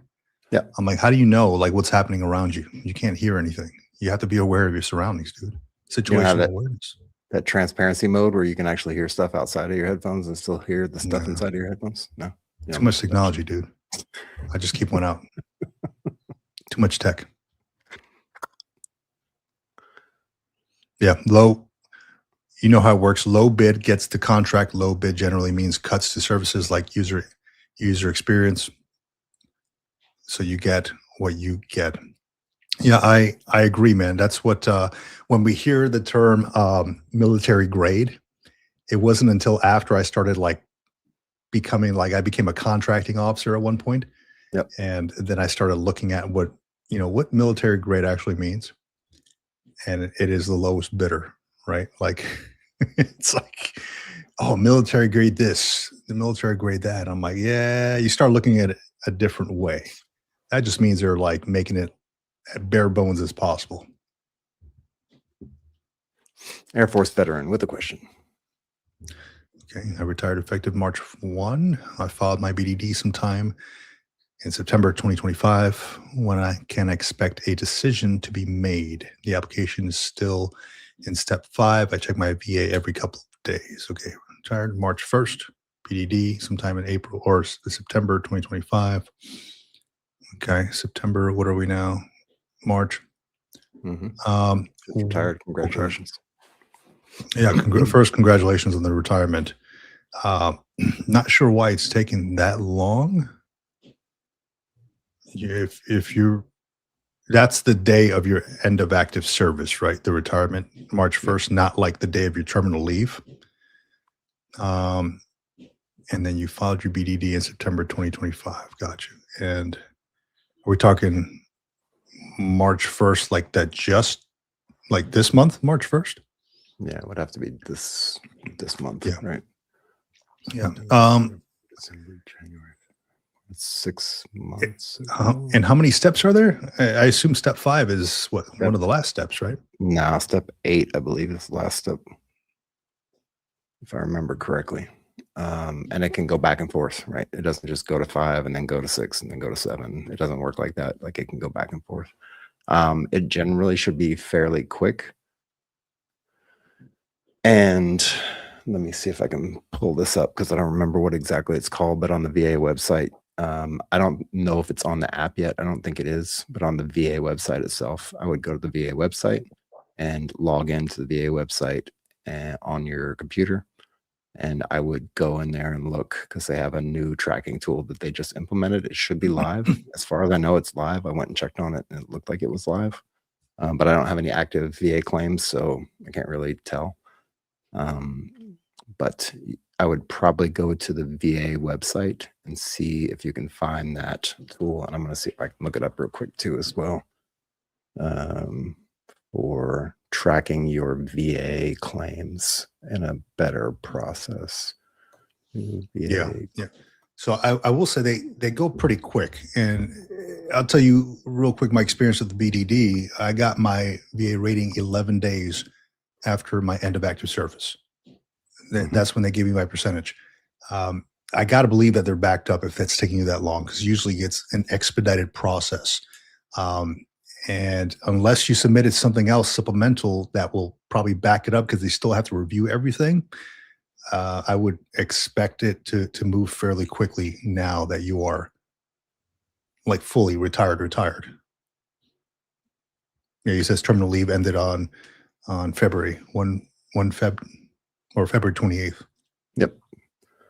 So let me put this in here, and I just did a search for VA claims status tracker, and you should be able to sign in, and you should be able to see something. They have a status tracker on the website that's different from the tracker that's built into the app. The app just gives you kind of like here's the status. I think this one gives you a little bit more fidelity to your VA claim status. But I would just jump into the va.gov website /claim-or-appeal-status, or just search on Google for VA claim status tracker. And you should get in here. I'm almost 100% sure that they've got this thing up and running, the claim status tool. So you should be able to get in there and look at it and see what's going on. And that should give you a little bit more fidelity into your status. Because I believe the app just gives you like, okay, here's where it is. This is the step that it's on. And again, it goes that's what it'll give you. 8 or 9 or something like that, I think, is the steps. Dude, I was in the same boat, man. I was checking my stuff like religiously, like daily. And I'm like, man, this thing is not moving. Why? But I mean, it moved pretty quick. Through the last steps, at least, it moved pretty damn quick. And I was not expecting it. I was at work one day and it just happened to be, I got a call from the DAV. She's like, hey, your thing went through. You got your percentage. I'm like, oh, shit, that's cool. Yep. You know, thank you for the update. Yeah, so I would expect it like any day now. It should start moving through. I don't know if you already put this on screen. I kind of zone out when I'm searching stuff for the internet. I'll throw that Oliver Rust 8993. Glad I just tripped over this channel. I'm digging it. Retired Marine here. And yes, I didn't take the correspondence course.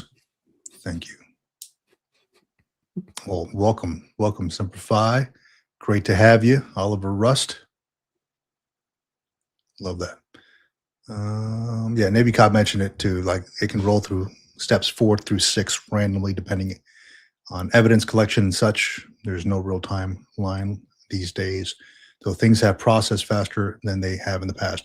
I will say too, like, they're probably backed up at the VA right now. Yeah. With all these things. So it's probably taking a lot longer than it did just a few years ago. They just don't have the manpower like they did a few years ago when things were running a little bit smoother, a little bit quicker, should I say. A lot of people are double-hatted on things, so just understand that. Looking to see if I can tell where I find all my medical records and my x-rays and such, going to the BCNR to file a claim.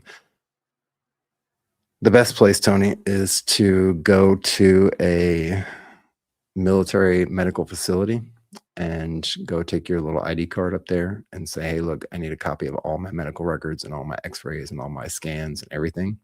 And they should generally be able to get you that within about 2 weeks. It might be quicker now that they've started to integrate all that stuff. And don't forget to ask for dental records as well, because they do have access to it. If you have access to be able to log into the site that we just talked about for medical records, the what was it? EHR Genesis. If you can log into Genesis, you should be able to go in there and get it. But I would say if you want a good, like they'll put it on a disk at a medical facility, a military medical facility. They'll take down your information, your social or whatever DOD ID number, and you'll fill out this little form. And you'll give it to them. They'll say, come back in a week or two, and we'll have a disk ready for you with all your scans and all your x-rays and all your stuff on that disk comprehensively. That would be where I would go. Otherwise, check if you can get into Genesis. And then the next place to get it would be maybe through the VA once they get that thing rolled out by 2031, if you're willing to wait.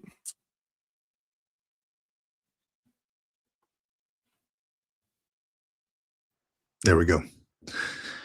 Let me see. And Bruce Daniel, great extension for Chrome. Which one are we talking about, buddy? What is a great extension? I'm always looking for excellent extensions for my Chrome.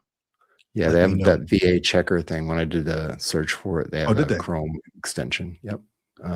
Claim tracker on Chrome. There we go. VA claim tracker. Might be something that you look up. Also, some API hacks. Yeah. He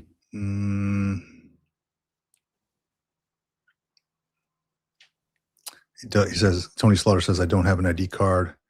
Can I go to the VA headquarters?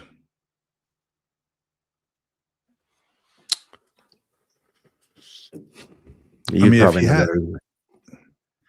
like Navy Cop mentioned it here too. If he has a VA medical card, like I have nothing. He says, "Oh, well, let's hook Tony up here real quick.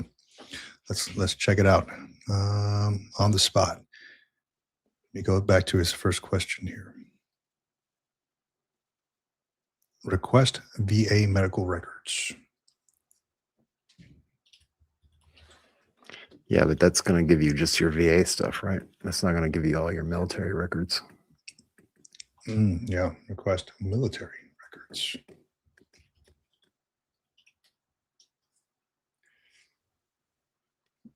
I think you would probably, and you can't get it through MilConnect because MilConnect is just your regular records, right? They don't do.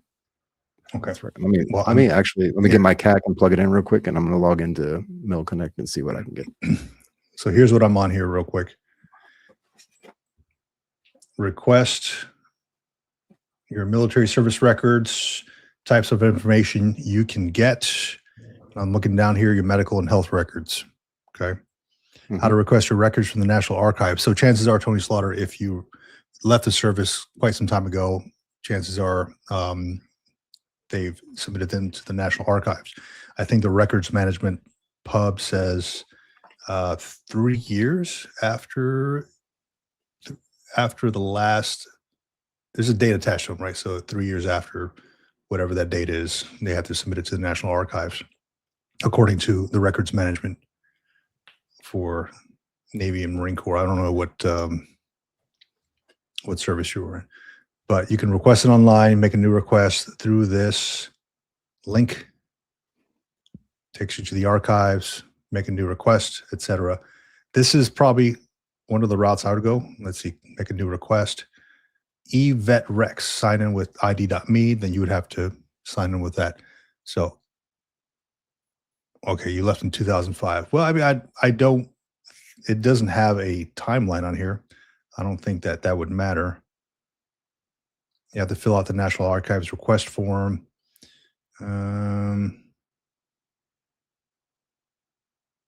If you were discharged, the question was, can I get my records from the DOD?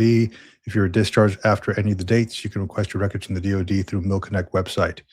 So there's a chance for Mill Connect as well if you were discharged after. What service were you on? Okay, you've done all that. And you've already requested it from the National Archives and nothing?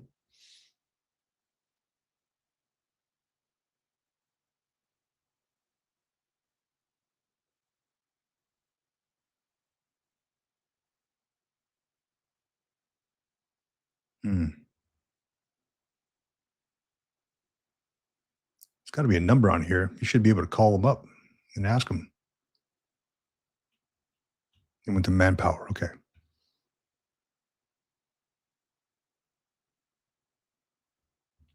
Yeah, you should be able to give them a call and ask what the status is or how exactly you get that. Uh, this is the way I know how to get it. I mean, I've had it linked to my bookmarks here just in case I need to get something else, like medals, decorations, because you can request medals and decorations as well. Or Navy Cop also mentioned the local VA medical center. They do have an admin office at some of these VA medical centers that you can go get a hold of the folks to assist you.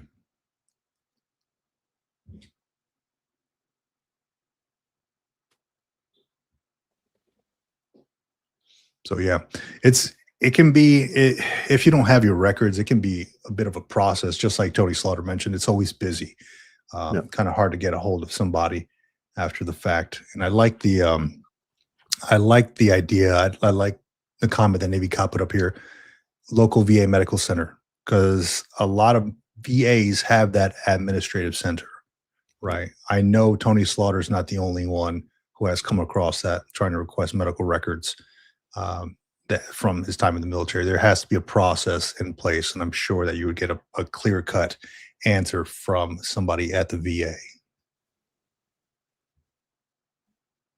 Tony, man, if I worked at the VA, I'd hook you up, man. I'm trying to get there. But SBP premium. Sounds like a question for Josh. I have a question about SBP premiums. I've been getting billed for 32 years. I have not made any payments and now owe a lot. So just help me so I can track this properly.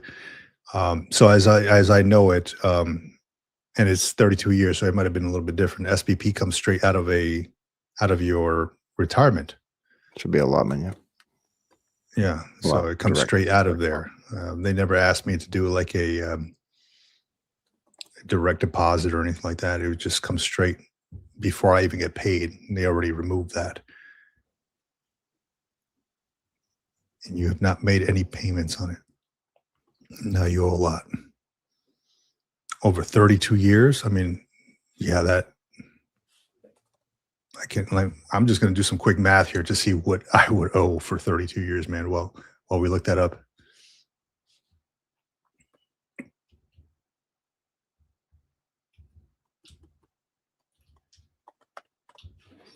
Yeah, that's a ton of money. I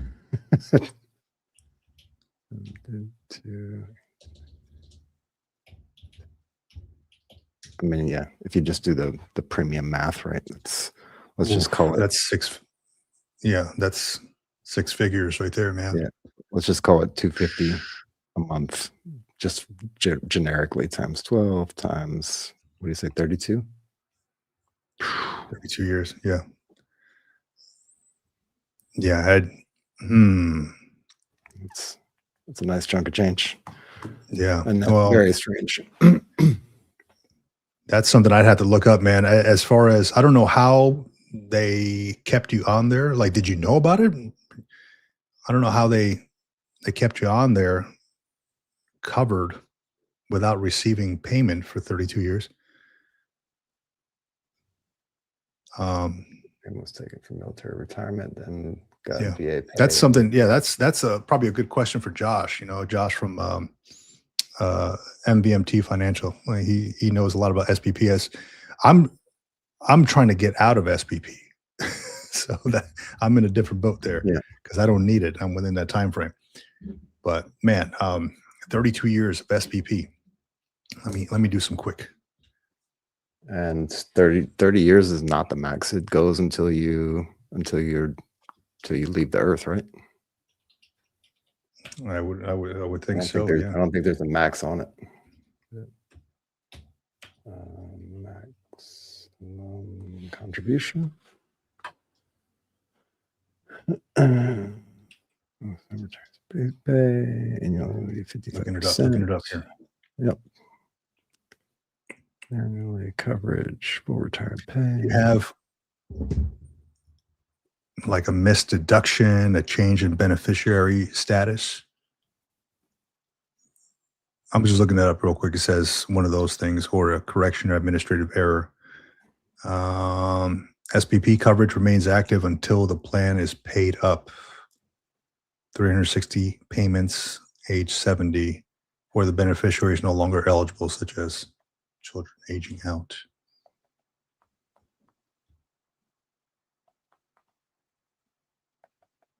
Yeah, I would have filed for an audit as well. So 30 years. That sounds right. 360 payments, right? It's 12 payments a year for, is that right? I don't know, I'm reading something here.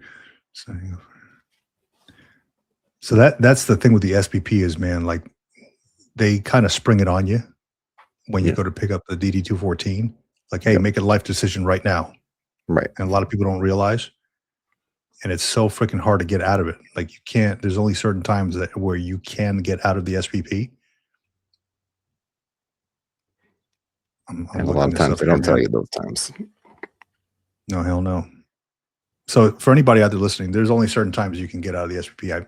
I made like a whole video on this thing, and I hate to say, hey, go to my video over here, but I mean, yeah, if you want more information, go on the video. So between your second and third year after you retired, after you've been into it consecutively for 5 years, if you're 100% PNT, I think those are the only two, and then something to do with marriage. I can't recall what it was, but there's only like minimal events where you can get out of SPP, completely out of it. And you don't get any money back, right? It's like an insurance thing. You pay towards it.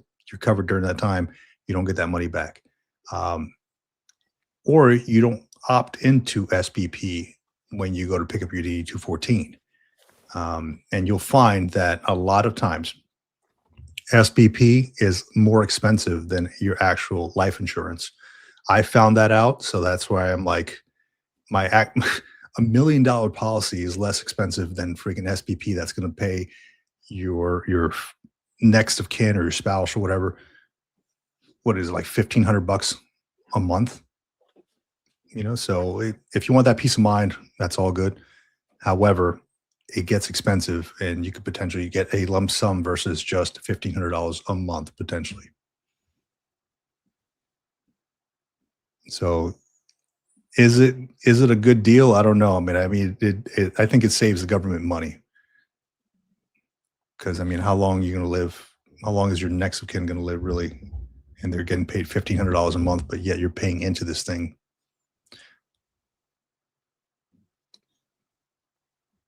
Yeah, Boogeyman, this is a good question. If you want to, I'd say shoot us an email, man. This gives me a chance to do some research. info@militaryretirementpodcast.com. Shoot us an email and let us know. Just cover, cover that question you had in the email, and I would love to do some research, man, and let you know.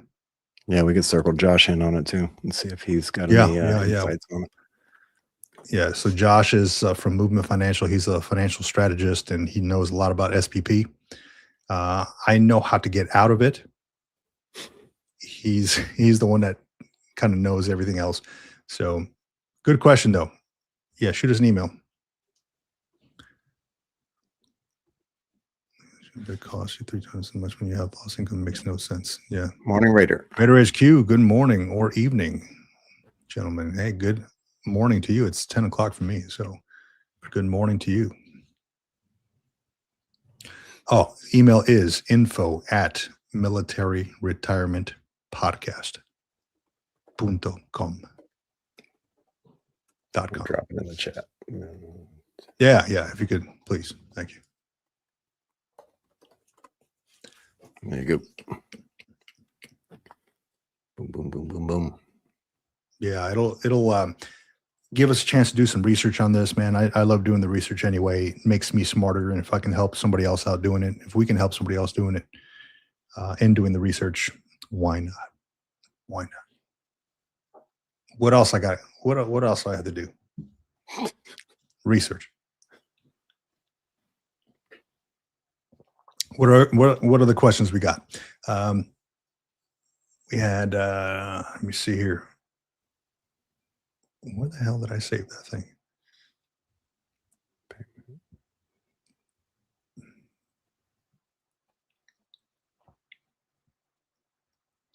Oh, it's Hellfish Haven here in the chat. Hellfish Haven sent me a message. So I appreciate it, buddy. So for a while, I'll share this here on the screen here. For a while, I was trying to figure out what this gentleman's name was. So I took a photo with this gentleman. He came to talk to us about his experience with in Pearl Harbor. Excuse me, World War II, Korea, Vietnam veteran, and he gave us a talk. I couldn't remember what his name was. This is me, of course, standing next to him. Went up on stage, just talked to him a little bit about, his experience, and couldn't recall what his name was. And then Hellfish Haven knew exactly who he was. So I appreciate that, buddy, because I was like going through all my photos, and I like to put a name to the face. And I'm like, damn, man, what is this gentleman's name? So this one is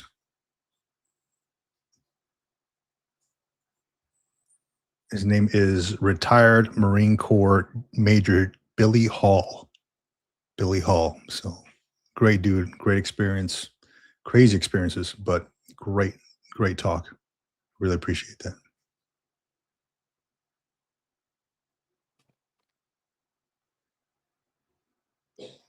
Where'd you get that canteen cup from, Vic? I'd like to know where you got that canteen cup. I got it from Camp Pendleton Marine Corps Exchange 2 days ago. It's ceramic. It's not an actual. Yeah.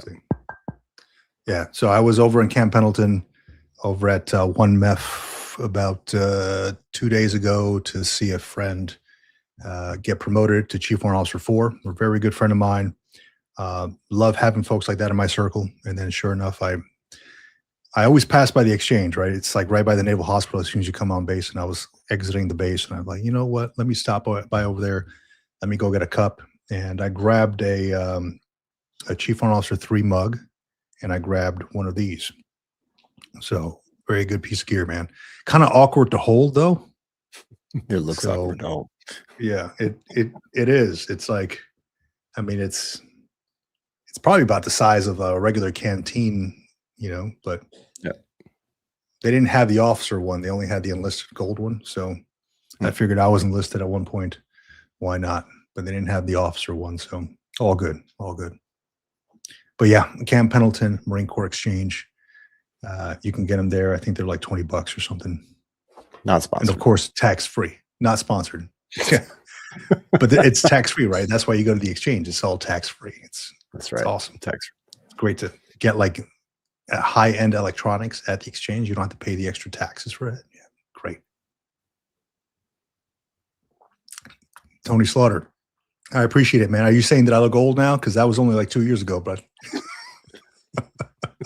no, yeah, that was more like maybe 4 years ago. Yeah, it was the facial hair definitely had adds a couple years, man. When I trim it down, I start looking younger, but as I grow it out, I look like my dad. So Oliver Russ, let me know. Oliver Rust was he mentioned he's a Marine, right? Retired Marine, I think. Yeah, I think so. Yep. Yeah, Then but I have if to you live scroll close back to an up to the exchange, comments. yeah, not all exchanges have them, but if you live close to an exchange, they potentially might have them. So definitely check it out.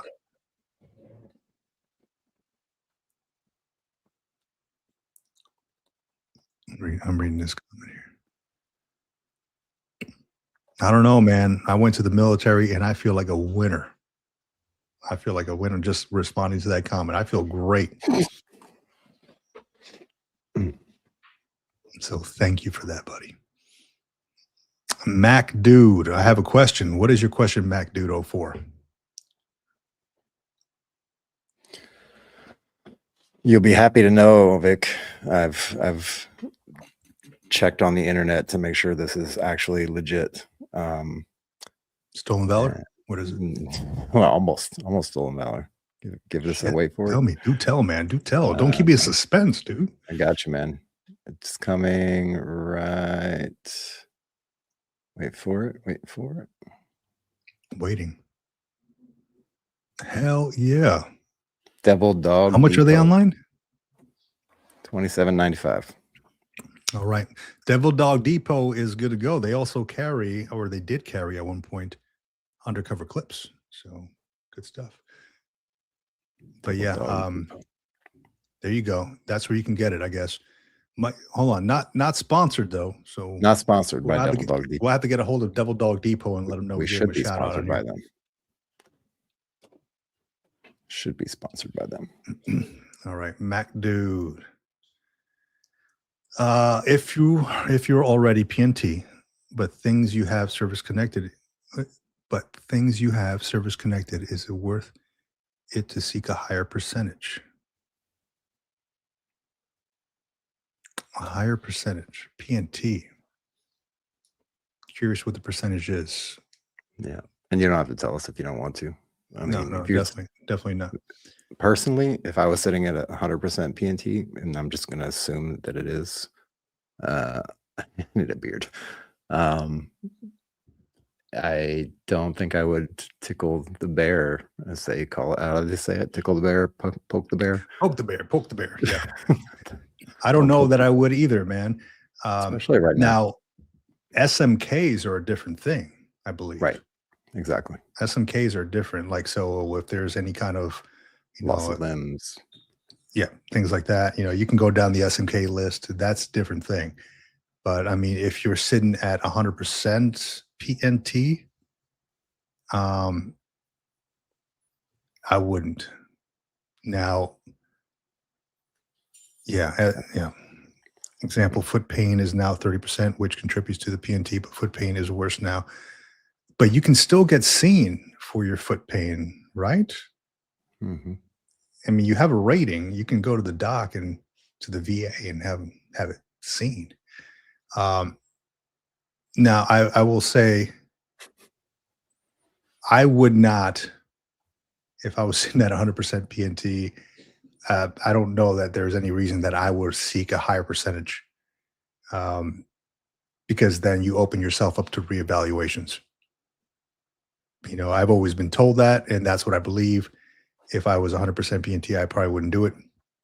Given what I am right now, I probably still wouldn't do it because I'm good with what I got. So, but the SMC is a different thing. You may want to look into that.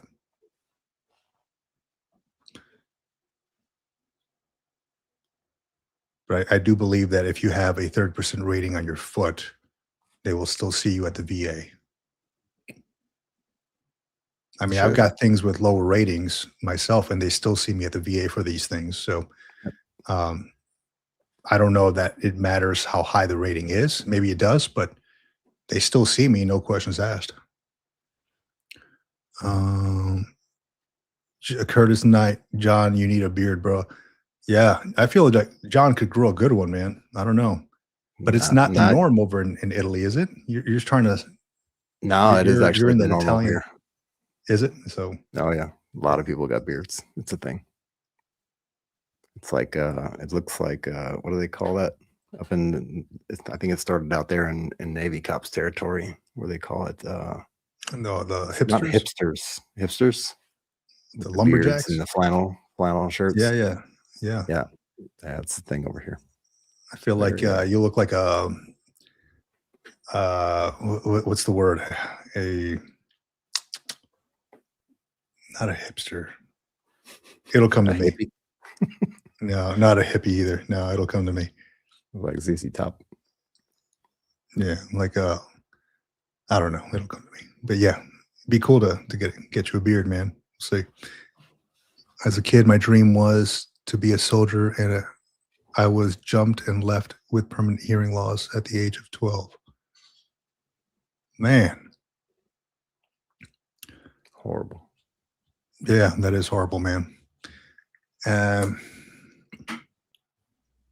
well, I'm sorry to hear that, dude. It's that's a rough childhood, man. The age of 12, crap. Yeah. But either way, we appreciate you being here. You're Yeah, you're and part you of got a this community successful either way. life in the That's right. trades, right, Russell Dixon? Yep. So I'm happy you're here, man. Yeah. Cornell Irons. Cornell Irons 5348. Work on SMC. All right, yeah, that's in response to Mac, dude, I assume. Mm-hmm. Poke that damn bear, he says. Most ratings are static. If you're over the 10-year mark, then poke away. Yeah, true. Also true, right? Navy cop, man. You got a man bun?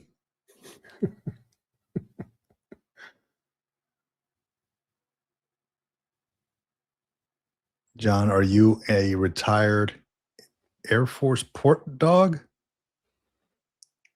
Negative, Ghost Rider. The pattern is full. I'm a retired Army warrant officer. Oliver Russ say you look like a better Adam Carolla.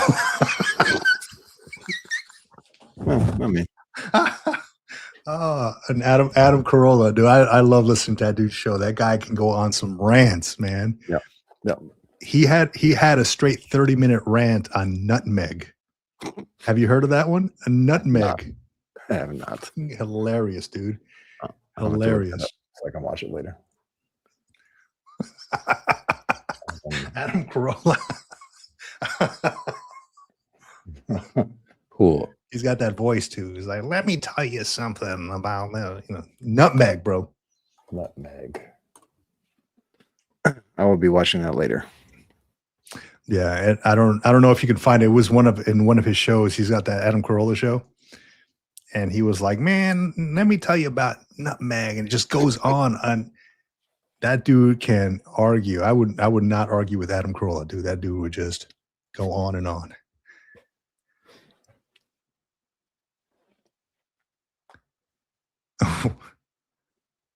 What am I reading here? My dad was in the VA hospital, and this Vietnam vet lived his whole life, then decided to grow up punana. A what? Do not Google that at work. I'm Googling that right now. Okay, well, you're here now, but if you're at work, do not Google that. What am I reading?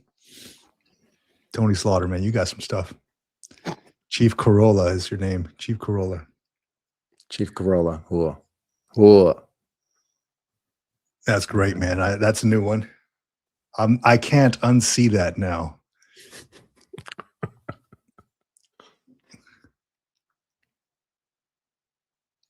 Damn, that's good. That's good.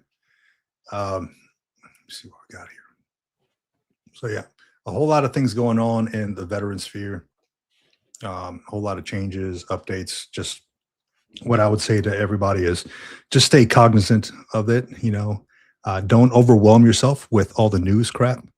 A panoche, well, that's a whole different thing. Okay, so I understand. He did the not the military to civilian transition. He did the other kind of transition. Gotcha. So, Tony Slaughter. Ah, damn. This is good. This is a good start to my Sunday. This is good. I like this. Yeah, so don't get bogged down by all the freaking news stuff going on, right? It's like somebody had put it in the comments at one point how all the news stuff was giving them a lot of anxiety. Um, it Take a break from that crap because you don't really need it in your life. Things are happening in a corner of the US, and you can look outside and maybe you'll see a neighbor walking the dog or something like that. Things are not happening like that all over the place. So take a break from all that. The anxiety can get to you, and it spirals out into depressive crap. We don't need that in our life. Don't get your heart rate up over that stuff. Chill out, have some fun, go outside, get some sun, do what you got to do just to live a good life, live another day, man. That's what it's about. 1% better every day. That's it. 1% better. Yeah. Oh, And like we said in the very beginning, when we were talking, mindset is a thing, right? Mindset is definitely a thing. And oh yeah. the news cycle is not going to put you in the right mindset, but even if you've already been out for a while, find something to work on at home personally to set yourself up for a good mindset, whether that's meditation, whether it's journaling, whether it's making pottery, playing guitar, playing the drums, taking a hike with the dog. Find a space where you can put this thing, this little rectangle, glowing rectangle down for a minute and do something with your Yeah. hands, do something physical, do something, that requires not this. Hopefully. I mean, you're going to have to pull it out every once in a while either way if you got to look something up. I understand that. But just setting aside 5 minutes, 10 minutes, 20 minutes, 30 minutes to put that thing aside and do something kinetic with your body and your mind, Yes. and get out of the trance of the news cycle and the doom scrolling. And that will set you up for a lot of really good things. It might not come immediately. You might not notice it immediately, but you will notice it over time if you continue to do that on a regular basis. It Absolutely. will happen. Yeah. Been proven by You know what science. I came across too, excuse me, as doing all the school stuff with the human behavior and psychology and all that, I came across um, binaural beats. I've heard it before. Yep. I started listening to it yesterday. I started writing my paper, and I'm doing drugs in American society, right? This whole class, and I had to do a discussion question, and I'm kind of all over the place. Like, just like I forget about what I'm thinking about. If I don't completely like close myself off and focus, Yep. I lose it. I cannot retain the focus, right? If I don't have my green logbooks or my logbooks here with me. So then I thought, you know what? Let me look at it's delta and theta are more for like sleep. These are the sound waves. And alpha, alpha, beta, and gamma. I got it written here on my wall. Different hertz, different frequencies help you focus a little bit more. And I found that actually sitting down and putting on 40 hertz, which is gamma, is great for deep focus. Man, it's just like a sound, but I was like in the zone, dude. I've never actually done that. Like I've heard it before, maybe I've had it in the background, but the rays at the gamma waves, sound waves at 40 hertz, deep focus and peak concentration. If you're looking at beta, 12 to 30 hertz, active analytical thinking, that's what it's best for. And the alpha waves, 8 to 12 hertz, are good for reading and light study. So check that out if you're ever like kind of doing your work, doing your homework, trying to concentrate, study. Put some sound on, 40 hertz. It's like money, dude. It's so good. So good. Real quick, going in the comments. Yep. I was just looking up the Yeah. vet camp this summer in Ohio. I hope this is the right one, but this says middle school and high school. So be it. I don't know what we're Veterinaries. talking about. That's not it. There was a comment in the chat about a veterans camp in Ohio. All right. Tony Slaughter says, did you guys know the VA was paying out benefits from the Civil War until 2020? Yes, I did. I heard about that. That's crazy to think about, right? Crazy. I think it's like it's the next of kin, down to the next of kin type of thing. Navy Cop, thinking of starting to film the podcast today. Hell yeah. What? We'll see what kind of dumpster fire I can create. Hell yeah, man. That's awesome, dude. Let me know. What is the podcast going to be about? I'm curious. That's gonna be huge. I love that, man. Mo Perspective, welcome. Good to have you. Back. Vic, John, Navy Cop, and the chat. Awesome. Good to have you, Mo Perspective. Love having you here. Yeah. Yeah, I just saw that veteran camp in Ohio. I don't know what that is. Looks a little interesting. Might be a nice little tour for you. Yeah, somebody mentioned about Combat Craig too. So I've heard of Combat Craig. I've seen some of his videos, not too many, before he passed away. Unfortunately, he did pass away. They had his funeral not too long ago, and I mean, he knew his stuff. You know, from what I understand, the gentleman fell while he was in his house, hit his head, and passed away that way. So it's unfortunate. It goes to show you how precious our lives are. You know how short lived they can be, but I got to live every day. You got to live in the present every day, because you just don't know. Veteran camp. Looks promising. Looks interesting. So what do you do? Is it walking uphill? What is it? Man, veteran camp, camaraderie. Is there are they missing a comma, or is it just a man veteran camp? Man veteran camp, camaraderie. So I'd have to look at this. Is it one of those like, hey, you paid towards this and they help you feel like a man?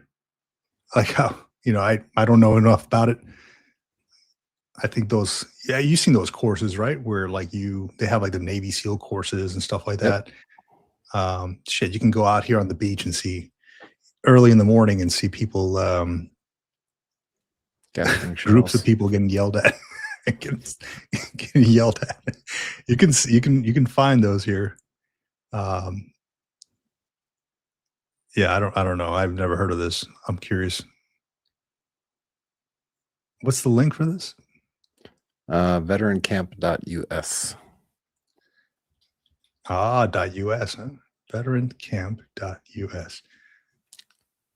Regular registration is $129.99. Discount will be reflected at checkout. Donations from generous veteran supporters have allowed us to reduce registration in 2026 to $69.99. It's only okay. It's one of these. $70. Okay, I see. All right, I see what this is. Okay, it's a camaraderie type of camp. All right. Yep. Get together, hang out in the woods, decompress a little. All right. Not bad. Looks nice. Thanks for whoever put that in the chat. I forget who wrote that in there. It says veteran camp is for men who are actively serving or have served in the U.S. Armed Forces, as well as men who have served in the military outside the U.S. Huh. Okay. Curious about this. I've not heard about it. Yep. Never heard, never been. Yeah. I don't know. Davey Cobb says podcast is focused on speaking to those vets that stay in the shadows. My experience of becoming solitary, dealing with social anxiety, loss of tribe, and things I'm doing to cope with the transition. It's incredible sometimes to me, and I thank you for sharing that, Navy Cop. But it's eye-opening how long the transition can last for a lot of veterans, right? I've been retired for 2 years, man. I feel like I'm still in the transition. Yeah. There's folks that I come across who have been out or retired for 10 plus years, and they still feel like they're trying to find their place. That is, you know, how much we've done in our military careers, like how close we hold that is incredible, and how tough it is to transition over to a life that we were not used to is equally as tough. It's good, something good to research. Yeah. That and then even if you feel like you've transitioned and made the transition successfully, like you'll have days of remission where things will come back and um, catch up with you. Things that you thought you've left behind or things that you've thought you've gotten over will once in a while they'll pop up in certain situations depending on where you're at, what you're doing. Yeah. So it's I think it's a lifelong process transition from military to civilian life. I feel like it's a lifelong process. It's one of those things that you'll never be completely finished with. Yeah, I agree. I agree. And I'll tell you, like at the beginning of the week, I was me personally, I was like, I was feeling a little down, and it's okay to be like sad, right? It's okay to not feel right. Yeah. We're humans, we have emotions. So I wasn't feeling right, and I found myself kind of stuck. Like I sit here, I'm doing the school stuff, I'm working on stuff, and I'm like, man, I have not been outside in like a day or 2 days. If anything, just to water the I have a couple of citrus trees in the backyard, just to water those things. And so I had to get outside. And then lucky enough, and I find it was a sign. I see it as a sign. Where my buddy texts me, he's like, "Hey, dude, I'm getting promoted tomorrow. Can you come?" That's my sign to go get out of the Yeah. house and go do something. And I was able to congregate with civilians out there and military service members out there and veterans, right? So it gave me a chance to get out of that hole and go outside. It just felt so good to have that human connection, talk to somebody else in person, right? And it's great to talk to folks on the live stream, on over Zoom or whatever, Yep. but nothing can substitute that human connection, that real like handshake or whatever hug and all that. So it was great to be out there. And then from then on, it was like let me get out of the slump, because it's all a mental thing. Let me get out of the slump and go do something else. Let me go walk the dog. Let me go work in the yard. Get away from the computer. Go work in the garage. I'm setting up everything in my garage to make it organized. Donating a bunch of stuff to give myself space away from the computer and all the news and TV and all this stuff, all the crap that's happening. It can take over, man, pretty quick. So we gotta stay busy. Veterans, we gotta stay busy, man. We do. Yeah. It's that I that know. that battle rhythm. Yeah. That and then also just knowing when to recognize whenever something like that does creep up out of nowhere. That you can actually recognize it and then potentially have a plan in place, some kind of backup plan to jolt you out of that funk, whatever it happens to be. Um, Thinking about that beforehand when it actually does happen, and then Yeah. when it does happen, you be prepared for it as well. Just like in the military, you got to be prepared for what's hasn't yet happened, right? Train for it, train for Mhm. it, train for it. Same, same. Yeah. So Tony Slaughter, man, your comment here. I got mentally nervous when my manager snuck up on me and started screaming at me about something stupid, and I started getting mentally nervous. Um, Tony, man, I I would have some serious problems with that manager if somebody did that to me, to be honest, man. First off, sneaking up on somebody and yelling at them, man. I don't know what the situation was, but they it would not be a good conversation. You can't, there has to be boundaries, even with management, right? Even with at work, there has to be boundaries.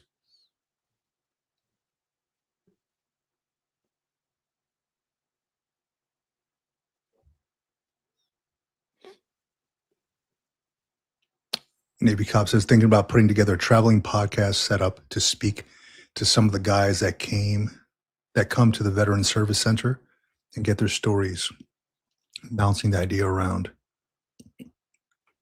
Too many tier one podcasts out there that don't speak to the majority of us that aren't operators, but still did our time in service. Yeah, man. I mean, they're popular for a reason, right? They're, special forces sounds cool and all that, right? Tier one or the operators. However, there's a boatload of veterans out there who, have maybe done other things, logistics, air wing, whatever the case may be, who equally have issues, problems, or going through some things, need somebody to talk to. That's huge. When you need somebody to talk to and you got nobody to turn to, where do you go? Who do you talk to? And I think that's exactly what John and I are trying to build here. It's like, hey, look, if you got nobody else, man, come along and hang out with us for a little bit. We'll talk about what you got going on. Yep. I mean, shit, Navy Cop, if you want. If you don't want to produce it yourself and you don't want to put all this stuff together, you can be our on the street correspondent and record that stuff and send it over, and we'll edit it down. The street team. We'll make a whole tab, a whole section of YouTube of the channel just for that. I'm down for that. Yeah. I like the idea of going out and talking to folks. I was told at one point that I couldn't do it at the VA because it is like a hospital, right? People don't want to be on camera and stuff like that. Yeah. So I was doing an event out there, or part of an event, and was going to go and record with my stuff. And I was told, hey, look, you can't really do that at the VA. I don't know if that is true or not. I was just told by somebody who works at the VA. So I didn't argue too much about it. I respected it. I'm like, okay, I understand, right? Some people don't want to be on camera. Maybe they don't want to, it brings up some anxiety or whatever. So I stopped recording. But I mean, if you can get folks maybe like out in the parking lot or something like that and talk to them outside of the VA, then that's something different. Not inside the facility, but outside, that's something different. So off of federal property. Yeah.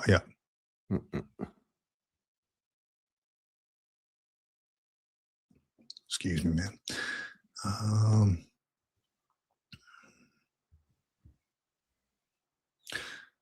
Saw a story about a Marine that wrote into a podcast because he was depressed that he missed the chance to serve on the front lines and didn't feel like he rated being a Marine like the rest. That is a big feeling in the Marine Corps community. I'm sure it is amongst other services. That like, the Marine Corps has this thing, first to fight, that's part of our song, right? First to fight for right and freedom and to keep honor clean. It's part of the Marines hymn. And a lot of Marines feel like, hey, if they didn't actually deploy, they didn't actually contribute to the mission, then they are not, they feel like less of a Marine. And that shouldn't be the case. I mean, it's a hard thing mentally. It's a mental block that you have to get through, to get past. We all raise our right hand. We all, at least the people who joined, who served, raised your right hand, potentially served honorably, did your time. You should be proud of that. But it is that mental block where it feels like, hey, man, I just didn't do enough. And it's tough to get past.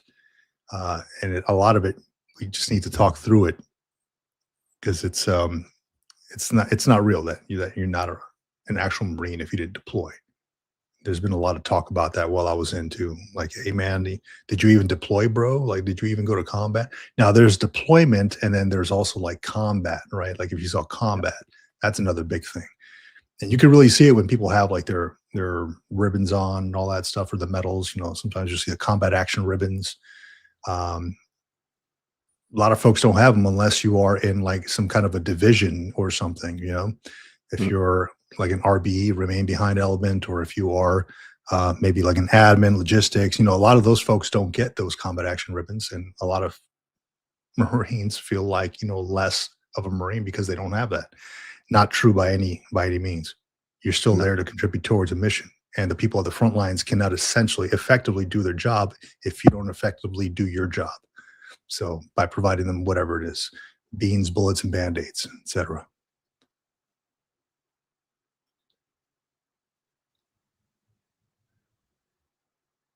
I'm just reading the comments here. Okay, Vet Service Center is a separate nonprofit, he says. Yeah. So I would check with them how something like that would work. Wouldn't go on VA property because that is a safe space for vets.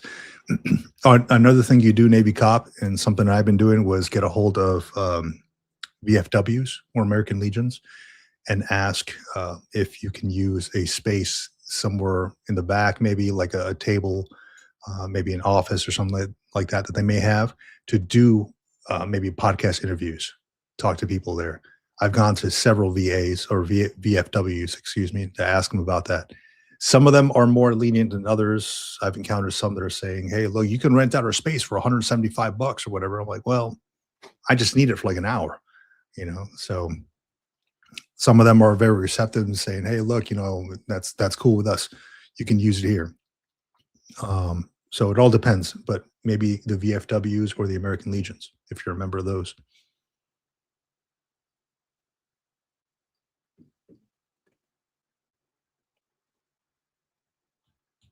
Let's go into the comments here real quick. I probably missed a few. Some folks got some crazy comments, man. I'll tell you.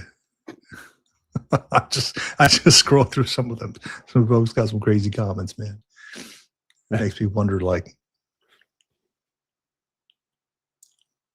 and it's funny because potentially a lot of these folks wouldn't say a lot of these things in a room full of veterans. Old, crusty, disgruntled veterans.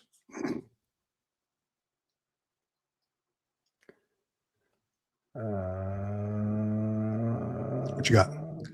You look like you're in deep thought and you're about to say something. This one. 29 AD, retired as AD1. What's an AD1? Active duty 1. Either way, 20 years.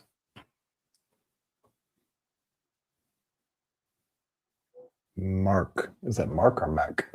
I can't read. My eyeballs don't work. But welcome and congratulations on retirement. Glad to have you here. Glad to have you part of the community. Hold on. Who's retiring? Did I just miss that? No, I was reading a message on the Facebook. Somebody had just sent me a message here. The Facebook. That's why I know I'm getting old. I call it the Facebook. He said, I know Dominic. Oh, okay. You put it up on there. I'm a dumbass. Yeah. I'm reading this and I'm like, where? And then you have it up on the screen there. I did 20 as an AD, retired as an AD1. And what is an AD1? I don't know. That's what I was asking. Okay. But either way, AD1, retired 20 years. AD1, aviation machinist mate. Okay. So where's the D come into place? Where's that come from? AD1, aviation machinist mate. Just like my name. My name is Vic, but like the G is silent.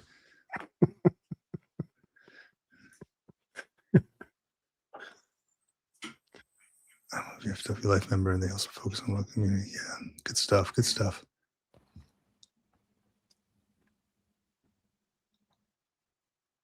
Well, congratulations on the 20 years, man. Did 20 years as an AD, retired in 81. Yeah, it ain't easy, man. It ain't easy. And, we get questions from folks like, should I even do my 20? Is it worth it? And I'm thinking, yeah, I mean, from my perspective here, yeah, it's definitely worth it, right, to do your 20. The question I received was from this Air Force guy who wasn't sure if he should do his 20. He was at 15 years. And I'm like, dude, you're 5 years away. And there was questions about leadership and like, I wasn't sure what it was. So I told him, hey, look, your leadership is not always going to be there. That leadership is not always going to be there. Have candid conversations with them. Have truthful conversations with them. and let them know like where you stand. You know, they might tell you go kick rocks or whatever, but I mean, they're not going to be there forever. You're not going to be part of that unit forever. You know, I hate to say the word push through, but when it comes to your livelihood and potentially hitting 20 years, throwing your papers down and being potentially paid for life if you served honorably, that might be worth it. And it was worth it to me. So I was happy to do my 20. And, you know, if you're at 15, you're considering getting out, I would say stay in. Depending on your situation, I'd say stay in because come 5 years later, you're going to be potentially kicking yourself in the behind thinking, man, I could have retired by now. Yeah, I've had that conversation too many times with too many people. Who's this guy commenting on here? Don't worry. Navy cops got it under control. Don't worry. Okay. All right. I don't even know what that means. And if I'm reading the letters correctly, what he just wrote means frying pan in Spanish. So I don't know. Well, with an A. And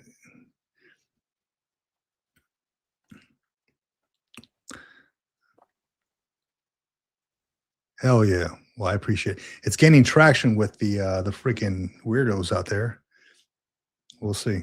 Everybody's got a comment on this stuff. The point is, the idea with the whole podcast and the Green Law Book and Military Retirement Podcast is to form a community around like-minded veterans, active duty service members, and people who, you know, just want to have that sense of camaraderie in the tribe. Not really meant for people who want to come in and comment just weird crap. Yeah, Jason Miyamoto saying 20 was worth it. TRICARE, if anything. Hell yeah, dude. Dude, TRICARE, was it $67 a month for a family? $67 a month? Compared to when I was looking at civilian, just comparing it, right? For a family civilian insurance, you know, like medical insurance and all that. 67 a day on the civilian side, right? Yeah, it's essentially something like, it was like for a whole family, it was like $600 if you want decent coverage. Yeah. And I'm like, damn, you know, like 600 something a month versus TRICARE, TRICARE Prime, right? $67 per month for the whole family. It doesn't include dental, but you know, thankfully my wife has a good job and we have dental under hers. So everything's covered. All bases covered there. Now, if we can get on somebody else's, like other countries, how they have universal health care, that would be something else. We'd have to pay more taxes for that, but that'd be something else. Yeah. I mean, it's trade-offs, right? It's always trade-offs. Love yourself, BJ4SI. Thank you, Vic and John, for your military service and continuing to serve our brothers and sisters. God bless you and your family. Semper Fidelis. Very respectfully, Master Sergeant USMC. Well, I appreciate you, man. Thank you very much. Semper Fi, and thank you for your comment. Very kind. Very kind. Yeah, I appreciate it.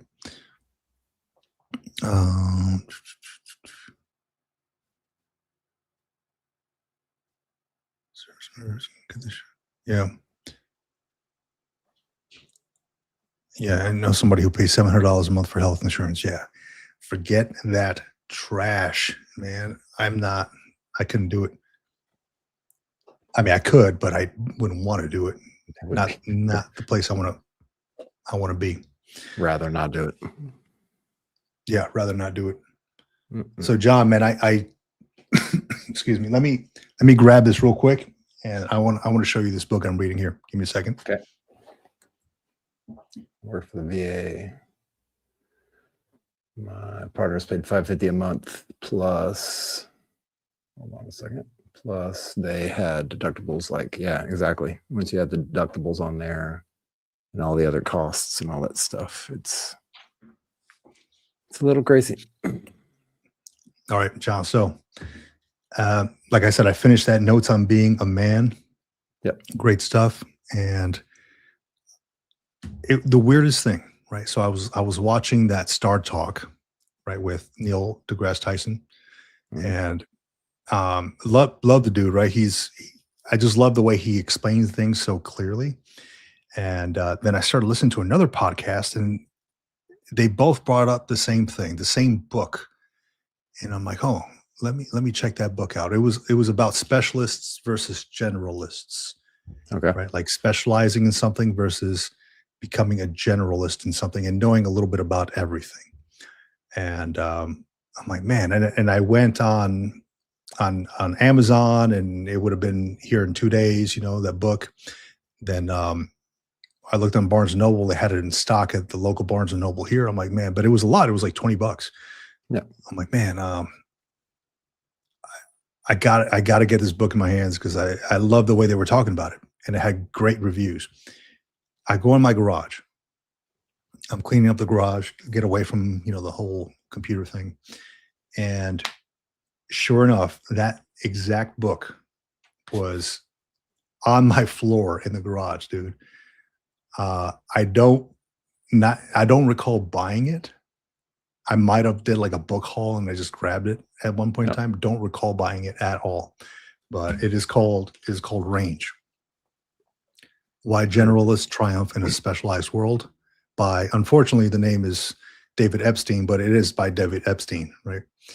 Um, It says, for too long, we've believed in single paths to excellence. Start early, specialize soon, narrow your focus, aim for efficiency. But this groundbreaking book shows that in most domains, the way to excel is something altogether different. Sample widely, gain a breadth of experience, take detours, and experiment relentlessly. Range is an urgent and important book, an essential read for bosses, parents, coaches, and anyone who cares about improving performance. So that's just one of the reviews on here. Reviews from Malcolm Gladwell, and Sebastian Junger has a review on here too. He's the one that wrote Tribe.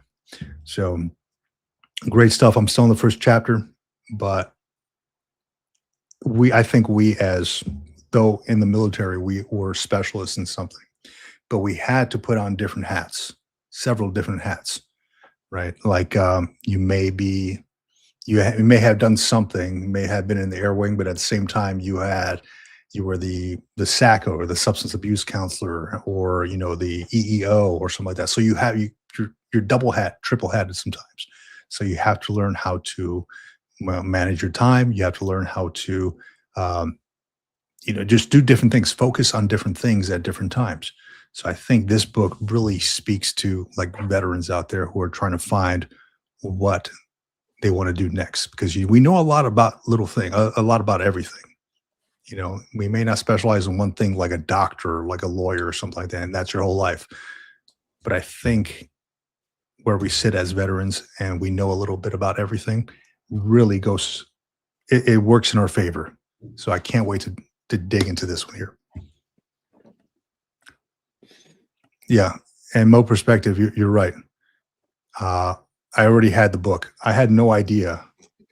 And I didn't pay like $20 for it. I'm glad, because I was gonna buy it right on the spot.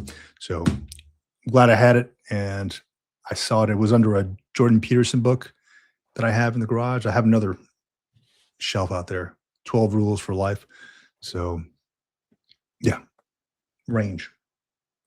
Definitely read it. I'm in my first chapter. Can't wait to dig into it.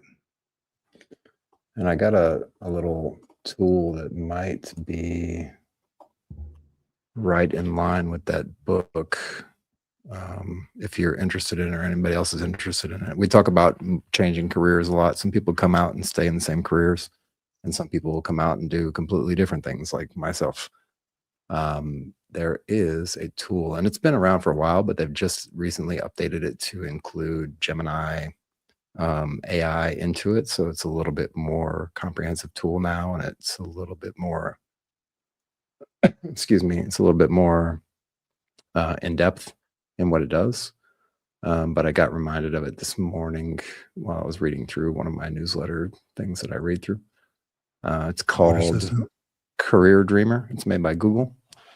I can drop the link in the chat if you guys want it, but basically you can go in there and type in like even your MOS. So if you wanted to grab some skills and stuff, basically things that you've done, and then take all that information together and then you can use the tool to kind of craft your way and to see like what other job opportunities or what other career paths might be available based on your skill set, your the hobbies, like things that you love to do, and all that stuff. You just put it all together, and then you can kind of like play with the tool and craft it and see like what are some other jobs and what are some things that I might have not have thought of and things like that. So I'll drop the link in the chat for everybody. Yeah, that's good.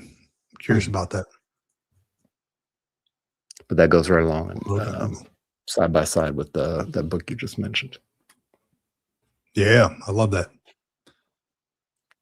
Mo Perspective says she's reading What Got You Here Won't Get You There by Marshall Goldsmith. So far, so good. Excellent. Nice. Always good to connect with different different books, different authors and things like that. Now, one I was reading here, it's this other one. I picked up this small one from it was a library bookstore. It's called The Way of Men. I don't know how I feel about it yet. This guy is one of these, he does like those alpha male camps. I didn't know about it when I picked it up. I just thought like the cover looked cool. And then I read the back of it and I'm like, oh, okay, this is kind of cool. So I kind of have it in my head now, like, hey, look, these alpha male camps where they take these dudes and then they put them through different tests and yell at them and stuff like that, whatever it is that they do. I'm trying to read the book without thinking about that, just to get the context of what he's trying to put out there. So, but it is very alpha male forward. So, yeah, I'm like veteran camp. yeah, kind of like that. Men only. So, yeah, they.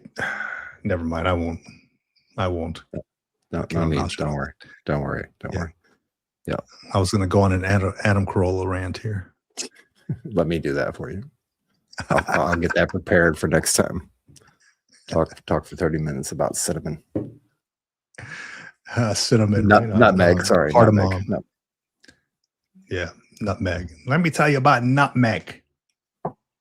It's like, what do we even have nutmeg for? Just crazy. Good stuff. Great stuff. Insane. Yeah. So, John, I will say, man, for everybody out there listening, if you haven't already joined, we have on Facebook, we have the Military Retirement Group. Now, you don't have to be retired to be a part of this group. You can be a veteran. We have a lot of good folks on there. We're right about 3,000 members strong. It's a Facebook group, so it's free to join if you want, right? But a lot of good information on there in the files. Feel free to upload files if you like. And ask your questions, whether about life after the service, about life in military to civilian transition, things like that. It's called the Military Retirement Group on Facebook. What else do we have in it? I want to give a shout out to a few of our sponsors. So they're the ones that help keep the Green Logbook and Military Retirement Podcast going. First sponsor is Wild Bill's Craft Beverage Company. They're looking for veterans to become franchisees. So Wild Bill's Craft Beverage Company, go to drinkwildbills.com. Shout out to them. Shout out to American Fidelity Financial. So American Fidelity Financial, one of the biggest things that I had when I was leaving the service was, one of the biggest things I missed was getting life insurance before I actually did my VA disability. So, or my claim. So definitely get your life insurance in check. And, we're teamed up. The Green Logbook is teamed up with American Fidelity Financial. So definitely check them out. We have Movement Financial. I'm sorry, it's American Fidelity Life Insurance, not American Fidelity Financial. I messed it up. American Fidelity Life Insurance. We have Movement Financial. Josh Cantrell runs that one. He's a financial strategist. And he does great things. We have him on the podcast sometimes.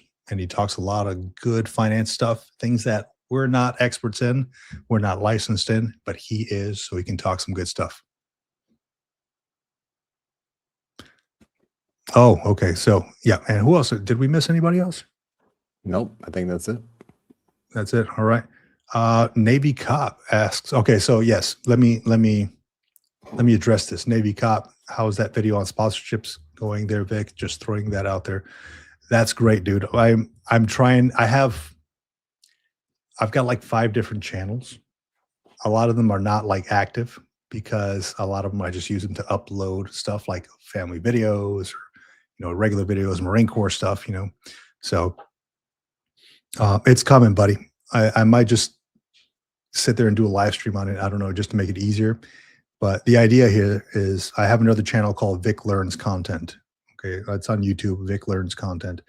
And essentially, it's me learning the whole YouTube process and me being a person over 40 years old and how I do this though. Like, do this, what I use as a microphone for cameras, YouTube setups, going out and filming in public, finding places to film, different microphones, things like that. And I mentioned, hey, look, I want to make a video on sponsorships, how I was able to lock on these sponsorships, how I was able to do the contracts for these sponsorships, things like that. So it could be a very lucrative thing if you do it the right way. It could definitely potentially make more than what you're making in, oh shit, the light just turned off, what you're making per month on retirement. Oh, let me turn this on.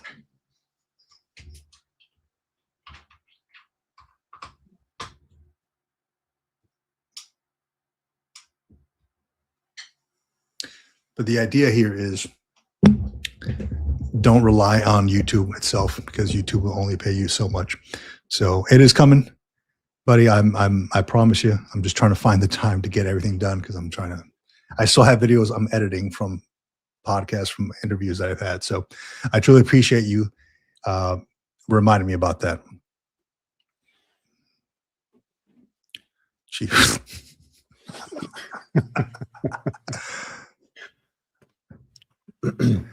Oh, he's got a military son in Italy. There you go. Yep. Tell him to reach out if he ever wants to come to Sicily. Tell him to come on down. I'll set him up wherever he needs to be. Right here. Oh yeah. Let's go. Yeah, I appreciate that though. I appreciate you being here. All of you, every single one of you. You really help us feel our sense of community, and I hope we in turn do some of that same feelings for you guys out there, guys and girls, to bring this community together, to build this community out, whether it's here, whether it's on Facebook, if you're listening to the podcast, watching the show live, or watching the show after it's already been taped, going back through the archives, something in there for everyone, whether it's Space A, whether it's listening to fellow veterans talk about their transition to civilian life. We appreciate every single one of you. And we also appreciate all the folks who are sponsoring our efforts as well and trying to help us keep the lights on, keep bills paid. Stuff ain't free, but we do it. We manage, and we do definitely appreciate every single person involved in this, from you in the audience to everyone else, our families, our spouses, our kids, everybody who support us in this. We are here for you. You know what, John? I'm glad I didn't have to use this today because I was ready to fill it out. AK-47? No. Let me. Today was a good day. I had generated a page 11 for anybody who didn't come today. Counseled this date due to violation of Article 86, unauthorized absence. You were told to show up at 08 to the Military Retirement Podcast and simply disregard the order. Don't be the one. You can seek assistance by liking and subscribing to the Green Logbook and Military Retirement Podcast. I almost signed it. I almost filled it out, but I'm glad everybody showed up. So no need to put any administrative paperwork into your OMPF. That needs to be on a t-shirt or a blanket. A page 11 blanket. Page 11 blanket. There you go. Oh man, hell no. All right. So with that, yeah, it was great to share in some time, some camaraderie, some talk, and some coffee with folks out there. I'll be putting out more content here this week on the Green Logbook. And then, of course, every Sunday, I think we've been doing it for 2 years now? The Military Retirement Podcast? Going on 2 years, maybe? A couple of years. But almost damn near every Sunday for almost 2 years, we're here. Yeah. If you all want to connect and talk. Yeah, so it's definitely fun. It's definitely great to talk to folks and just have some laughs, man, and talk about what's going on in the world in the weeks, during the week, etc. So great to have everybody here. Let me see real quick before we get out of here. 2 years. Wow. Amazing. Yeah, it's been almost 2 years, huh? Just about 2 years. Yeah. I remember sitting there in my cold ass garage doing this, right? It's like tucked in right behind the 73 Pontiac there. Yep. Chief, just give me grab my John. Page 11. I have plenty of those. Yeah, there you go. No need to worry about those anymore, right? Untrackable 5705. Welcome to the podcast. Welcome to the show. Who are we? Just us, I suppose, unless we are I. But unless I think we are us, then we are just we. Right? More perspective. Thanks, guys. Have a great week. Thank you all. I'm good now. Awesome. And definitely get a hold of us. I'll be releasing some more videos in the Green Logbook. And with that, thanks for joining us out here.